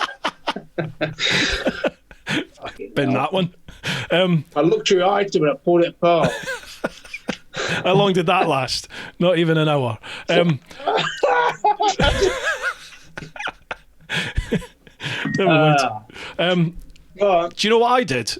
Is I never changed my clock on my bike from UK time. It was always set on UK time, and I would constantly try and work out the time, depending on where I was. So if I was 4 hours ahead, 7 hours ahead, 4 hours back, that's what I did. And I would just use that to keep my brain ticking over. And things like keeping a constant record as to when I wouldn't use the trip computer, but when I filled up with fuel, what was my mileage? And then I'd be constantly working out in my head how many miles have I done, and I just use that to keep my mind ticking over. Yeah. I used to make songs up. Yeah, like through India. I remember going through Gorakhpur, and then I said Gorakhpur, and then I see observation. There's a man on his bike. Gorakhpur. I think anyone that says they don't sing in their own helmet when on the bike, they're lying. Everyone must do that. Everyone. Yeah, you got it. I mean, I think that's what I do that. I can't remember drifting off. I mean, I think motorcycling's an engaging thing, isn't it? You should really be switched on. I think the hardest bit actually is when you're riding tired and you're actually nodding off on the bike. I think that's when you should get off and stop. Yeah. I don't think there's anything you can do for that other than be sensible and get off. Yeah. Have you ever fallen asleep on a bike? Well, no, because I'm still here. But I did one time. I decided it would be a good idea when I finished night duty to ride up to Scotland, and I felt fine. I got on a bike, started riding, and I'm on the M6 right up near sort of Cumbria way up there, and I was in lane 2, and up ahead of me is a heavy in lane 1, and he's literally at the limit of my vision, way up ahead. And the next thing, I thought, that's a long blink. I thought, my eyes are shut, open my eyes, and I'm almost in the back of the lorry. I've drifted across, and it was just like, whoa, right, time for a break. Yeah. And I literally, there was a services about 2 miles down the road, and I pulled into the services in a peeing rain, got off the bike, and I lay in the car parking spot and just fell asleep. So that was me. I had my kip. But you only need half hour sometimes, and that's you, innit? Yeah. Well, look at Nick Sanders. He was 15 minutes, and then he's a machine. Jeez. And he's still doing it. Yeah, so not before I've seen the chiropractor. Yeah, definitely. Right, is there any more? Is that we good? There's loads more, but I think that'll do us. This is 2 hours. Well, it was about 2.5 hours. I think we've been going for now, chatting. What's your favourite colour? Black. Black. Right. Nice, I like it. Yeah, mate. Thank you so much for coming on, Nathan. I really do appreciate this. Thank you for having me. Thank you for listening. If you made it this far, I feel really sorry for the fact that you've got nothing better to do in your life. Before I switch the cameras it'd be off, nice to see anybody. go on. Say again. No, this is what I was going to say. If pass it anybody over to you. genuinely, this is a genuine statement. If anybody wants to come down and just saying, I've got the unit down in North Devon, just outside Barnsport. Nice place for riding. Whether you're coming down, just say hello, cup of tea. That's all right. I'm not there every day, so if you come down, try and message me or something. And how would people get in touch with you? Can't. Facebook's the best way. I know not everyone has Facebook, but if you go to nathanmillward.com. You're the one. You're the person that uses Facebook. I got you. Yeah. It's not me. I've got to be honest. I can't multitask. I can't do Twitter and Instagram. And all that. I don't bother with Twitter. Instagrams. I'm on Instagram a fair bit now. I know. I've seen you. Yeah. I never go on Facebook anymore. Do you? No, they're just because they're both linked. Like if I post on Instagram, it posts on Facebook.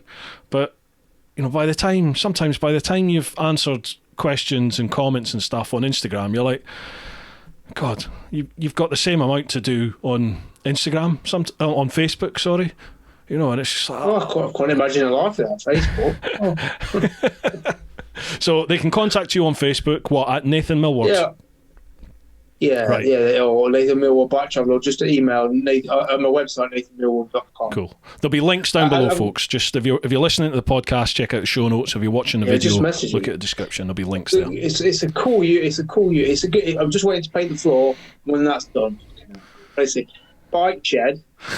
You're right out. You're going to be direct competition for Dutch, are you? Bike shed. They've got nothing on this place. You can ride your bike into the unit. Beautiful. You've got comfy chairs, rugs. Dude, we will chat after this, but if the invite's there, I'm well up for coming down. Absolutely. Let's get it done. Done. Right. Thanks everyone for listening. Appreciate that. Awesome. Right, folks. Oh, buy my books as well. Actually, can I just quickly plug? Just before you go. If anybody's got children out there or childish mentality, could you... I've got 500 copies of these I need to shift, and I've got to pay my bills somewhere, and because COVID's kind of scuppered my book, we all could do with a bit of money, and I don't run a Patreon account because I fear that nobody will give me anything.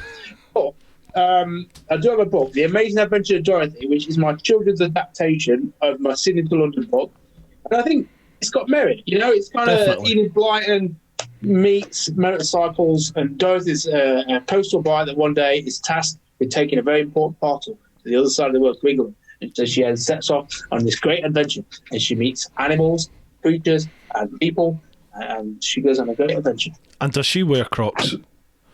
She does not wear Crocs. So you can get that at your website. Your website, yes. Beautiful. Yes. Right. Or hopefully Links Amazon wants to restock Amazon, but I have a love, as we all do, have a love-hate relationship. Yeah. Cool. Right, folks, if you want that, check out the show notes and the description, and there'll be links to everything there. Nathan, thanks so much for coming on, dude. And it's all right. Thanks, man. I can't believe my camera's recorded. Well, here's hoping. Otherwise, we'll have to use the Zoom stuff. So hopefully it's worked. Folks, hope you've enjoyed this one. I'll not tell you who we've got on the next one because I can't remember, but there's a few big names coming to follow in from Nathan. So folks, hope you've enjoyed it. Let me know in the comments down below. If you're watching the vids, give it a thumbs up or a thumbs down. Either way, let me know in the comments what you're thinking. Give it a thumbs down, you wankers. People do this. There are people out there that do thumbs down. Cute. Yeah, I know. If you're listening to the podcast, please leave a review. 5-star, hopefully, if you can, and don't forget to follow and subscribe. That is all of that done. Right, folks, keep on doing your thing. Look after those that you love. Get on out there, but most importantly, live your life. Woo-ha! Dude, thanks very much, man.